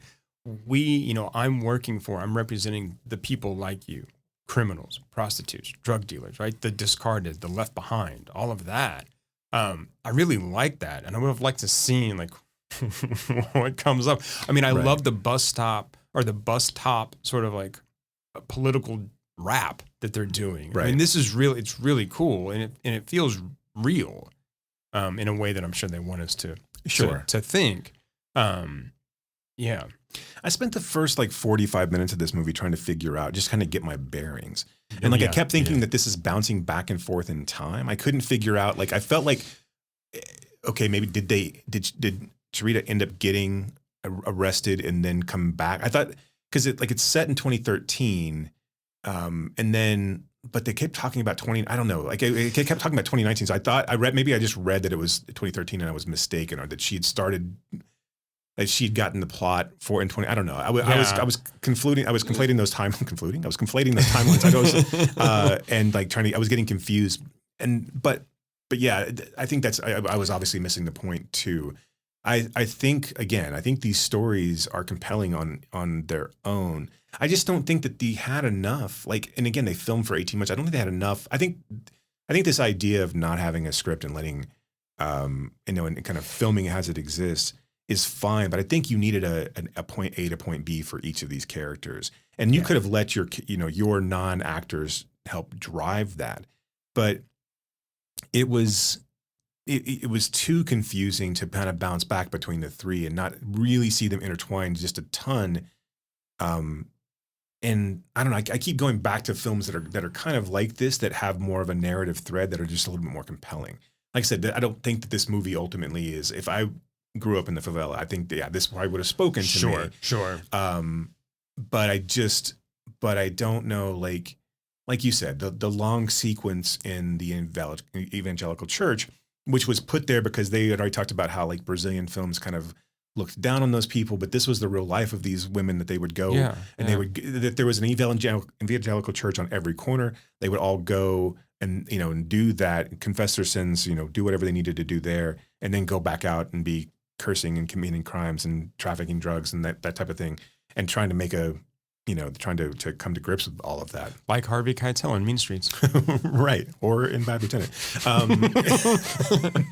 I just wanted to make another Scorsese. Right. Barnes & Noble sales is going on right now, so you can pick up Mean Streets on 4K for $25. We get no residuals for this. I was going to say, Barnes & Noble nor Criterion are sponsoring us. But if they'd like to, I mean, because we are not capitalists, and that'll help us get Clifton Collins on the podcast. That's true. Yeah, they might give us $25. We just need Apple to front up a couple $100 to get Clifton out here because Apple would not. They would not host. They don't want our podcast. We cuss too much. Is that true? We're not. I don't know. I mean, we're not family friendly enough. I don't know how these things work. I mean, maybe Spotify will call them bias. I'm joking. We'll be under the Joe Rogan umbrella. That way we can hawk swamp water and fake medicine and mind increasers. Yeah. Does that make your mind bigger? Like his muscles? Right. I mean, like the Barry Bonds head increaser. That was the cream. I like I said, the moments where this film gets quiet and this film is about Leia and not Leia, but Leah, or it doesn't matter. Yeah. Well, Leia, Chitara, Andrea, right? Those three. When it's focusing on their kind of desires, even when it's like when Leia is talking about the women that she slept with, and the brothels that she wants to put together, and how she's going to try, and like those are fun moments. And I think, like I said, had this been more of a kind of and again I argue against meandering films, but had this been more of like an intertwinement of these three women and really focused on, I know that we focused on all of them, but again, there's these quiet moments that just kind of take you out of the film. This film should feel kind of like a Sean Baker shot on camera kind of like, and I don't really feel like we get that I just wanted more of a narrative thread, but I also wanted more, maybe even just more riffing dialogue with these characters rather than, and also if we're gonna, I don't know, like I said, going 2.5 hours on this one, there's easily, 30 to 45 minutes that could have been cut out. And I think if that had happened, it's one of those things where we filmed for 18 months. So this movie's got to be something, right? But you filming this, 10-minute long sequence of how do bricks get made in Brazil, I'm going to lose a little interest. And that's early on right? And it asks a lot of the viewer. Right.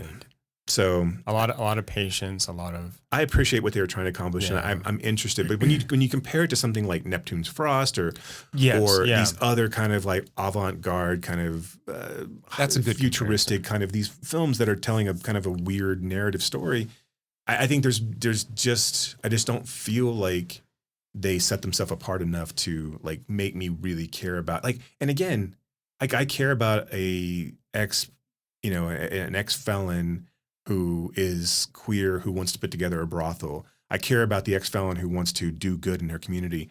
The weird dystopian, thievery of oil from a plot that she bought, and then she built her own oil rig and is also refining gasoline. That makes me think, how the fuck is she doing all of that on her own?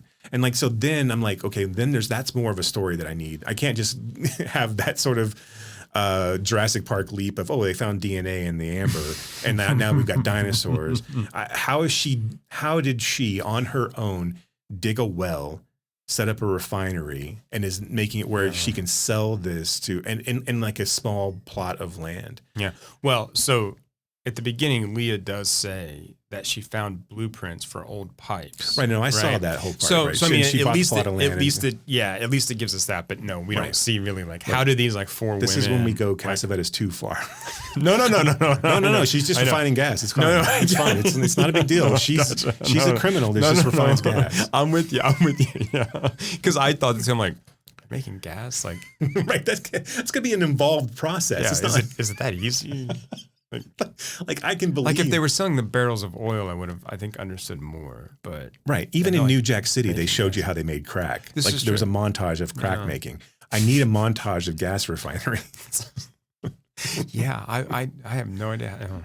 Obviously, I don't have any idea. But I would say this: your mileage may vary on this film. I would encourage people to go and watch it for sure. Yeah. It is an interesting artifact, if nothing else. I don't like I said, and I don't think it missed the mark by much, but for me, I'm not going to go back to this. No. And neither am I. And I do think too that what you said earlier about this being kind of a niche film is true. I mean, so like this film addresses so much stuff that we don't know. Like, we don't know. Right.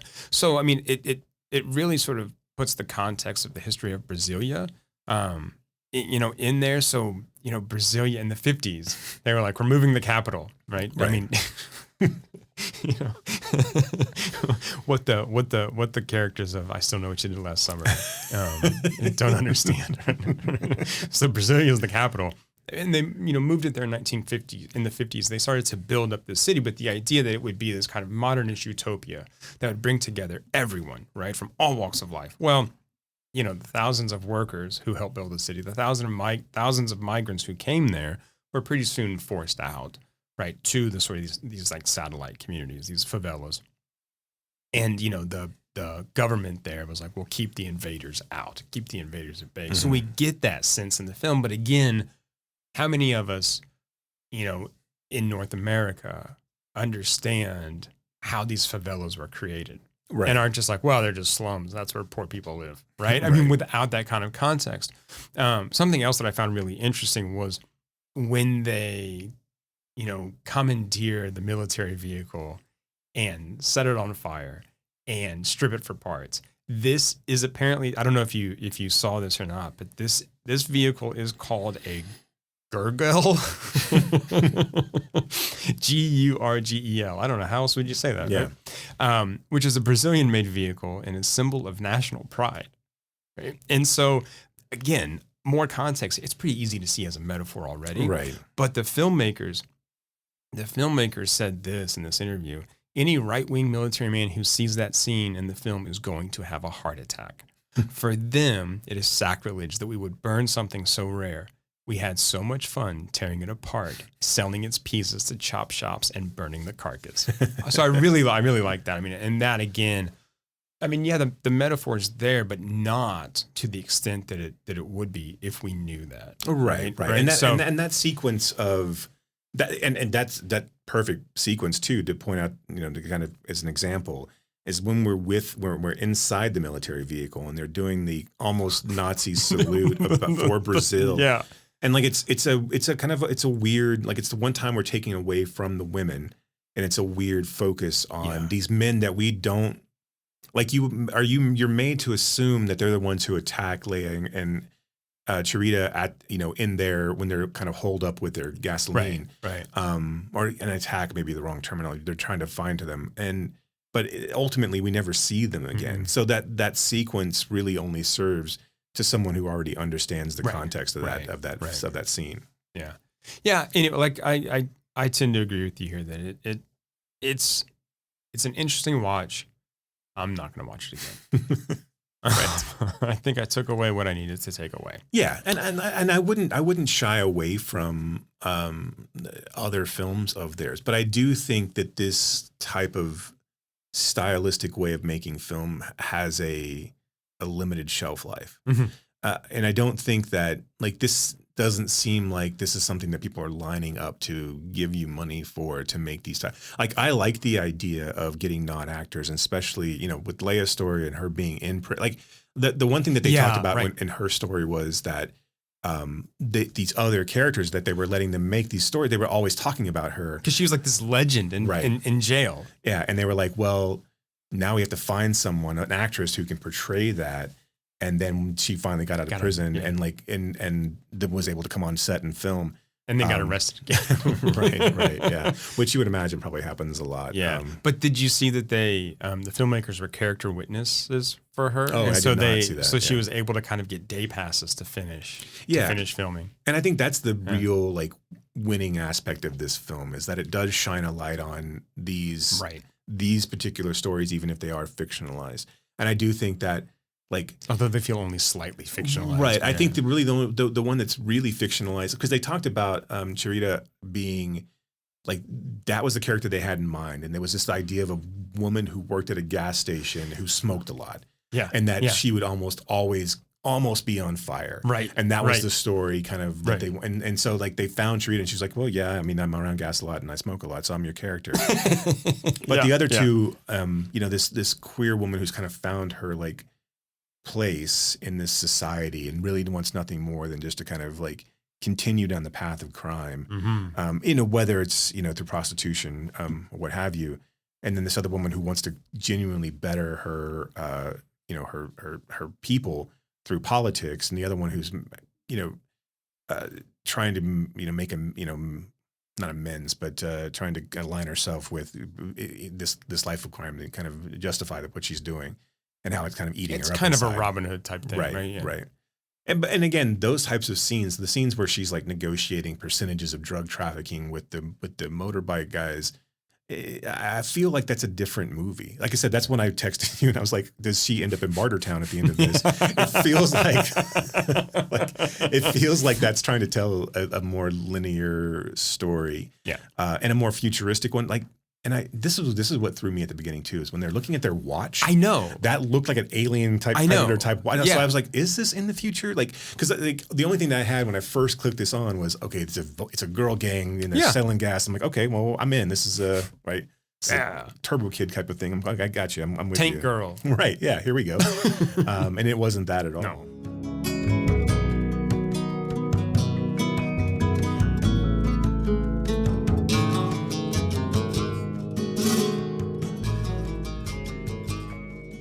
So recommended if you like these. Sure. Did you do some? Or did Yeah, I don't know why I'm saying. I don't know why I'm like getting all cutesy with my terms. I know. Yeah. I did. I did them this time too, since I kind of forgot about them the last couple times. So Yeah. Well, I kind of assumed that you're going to forget about them this time. So I sort of like quickly before I came over here like did some like just in case. That's why I was like, yeah.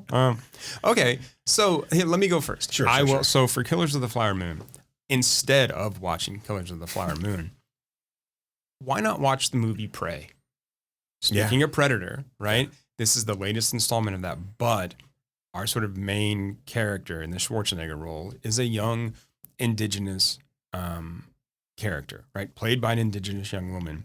This film was not directed by an indigenous director, but it was produced by indigenous producers and stars, indigenous actors. So, and I think that the metaphor there is, I mean, it centers on the indigenous community, right? Yeah, and the metaphor agreed. there, I think, stands out. So, I think Prey is. I mean, I think it's one of those. I think it's just like this. Like they really hit upon something, and really, I think more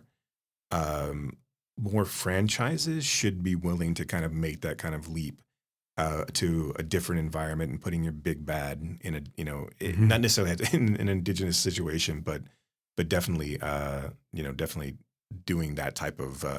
Showing actual colonialism. That and like taking chances with rather than like going back to the well with Saw 10 or The Exorcist Believer type of thing, doing something that's a little bit actually doing something new, right? Yeah. Mine is Blood Quantum. I don't know if you've seen it. So it's just another indigenous film. Yeah. So I'll actually be showing it on a virtual screening and coming up this month. So oh wow, yeah. Oh excellent. Yeah. Okay. Okay, Anatomy of for Fall? Anatomy of a Fall.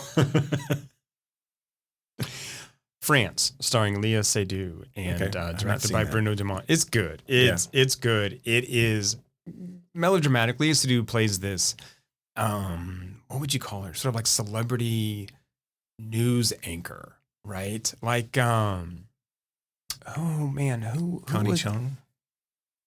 I don't know. I mean, did Connie Chung ever have her own sort of like primetime show? Who had their what female news Like Barbara Walters or Okay, yeah, that's probably a better like analog. Yeah, so but she's young, she's beautiful. I mean, she's a huge celebrity. She's at the center of it and kind of has this like crisis of like faith or whatever. But it is this sort of dreamy soap opera-y kind of thing. But she's fantastic. So yeah, innocent French. That always helps. And her character's name is France, not just, so.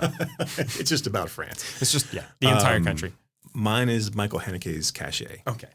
About a couple who's it's kind of the couple drama. They start getting videotapes sent to them where they're being watched, and they're trying to pick that apart.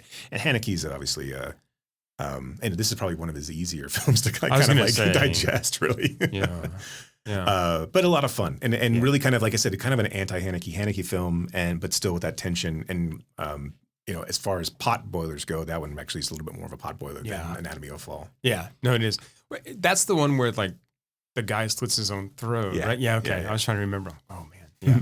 No, that's a good one. Okay, so for Dry Ground Burning, I picked How to Blow Up a Pipeline. Yeah, that's a good one. That's a good analogy for this movie, and also another one that kind of like does do what we want this film to do, which is kind of move us along a little bit more than this movie did.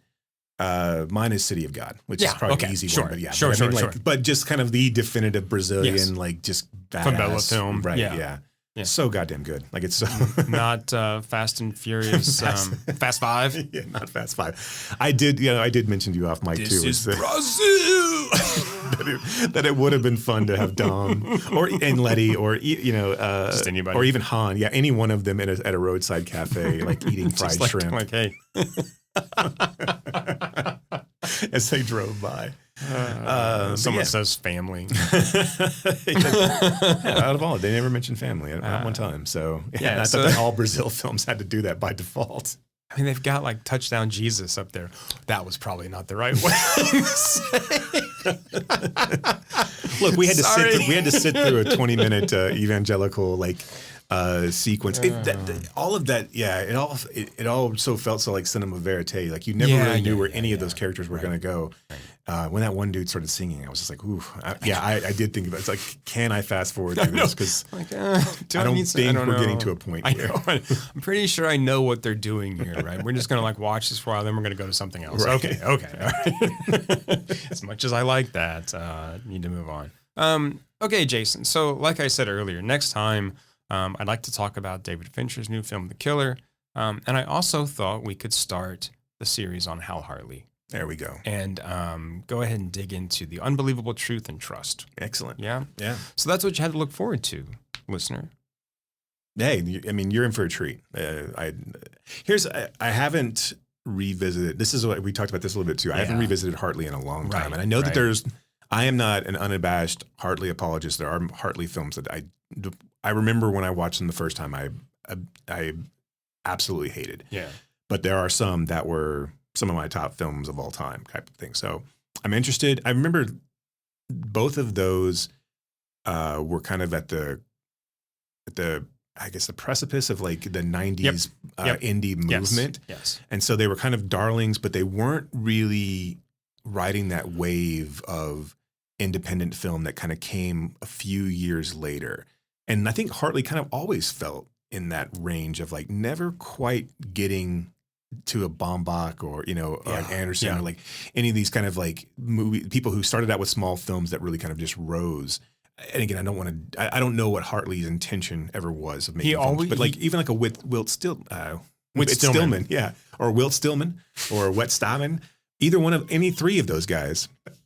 But even like some of those like, kind of championed auteurs of the small film, I don't know if Hartley is kind of talked about in that same breath. And this is kind of part and parcel with what we do here anyway. So he seems perfect for that kind of, for doing a retrospective of his work. Yeah, so. he's always felt kind of like the outsider's outsider to me, right? I mean, the guy who probably could have been bigger, but it always felt like he didn't want to. Right? That he was like, you know what? Faye Grimm's about as big as we're going to go here, right? I'm good with that. And everyone's like, fuck is Faye Grimm? So, is that a movie? We will tell you. We will tell you. Yeah, so The Killer... The Killer, The Unbelievable Truth, yeah. And Trust, right? Those will be the opening. I like how I forgot them like literally like 5 seconds after you said that, which is funny because I'll text you in a couple of days like, what the fuck are we watching again? Yeah. So just to make sure, I watch the right ones.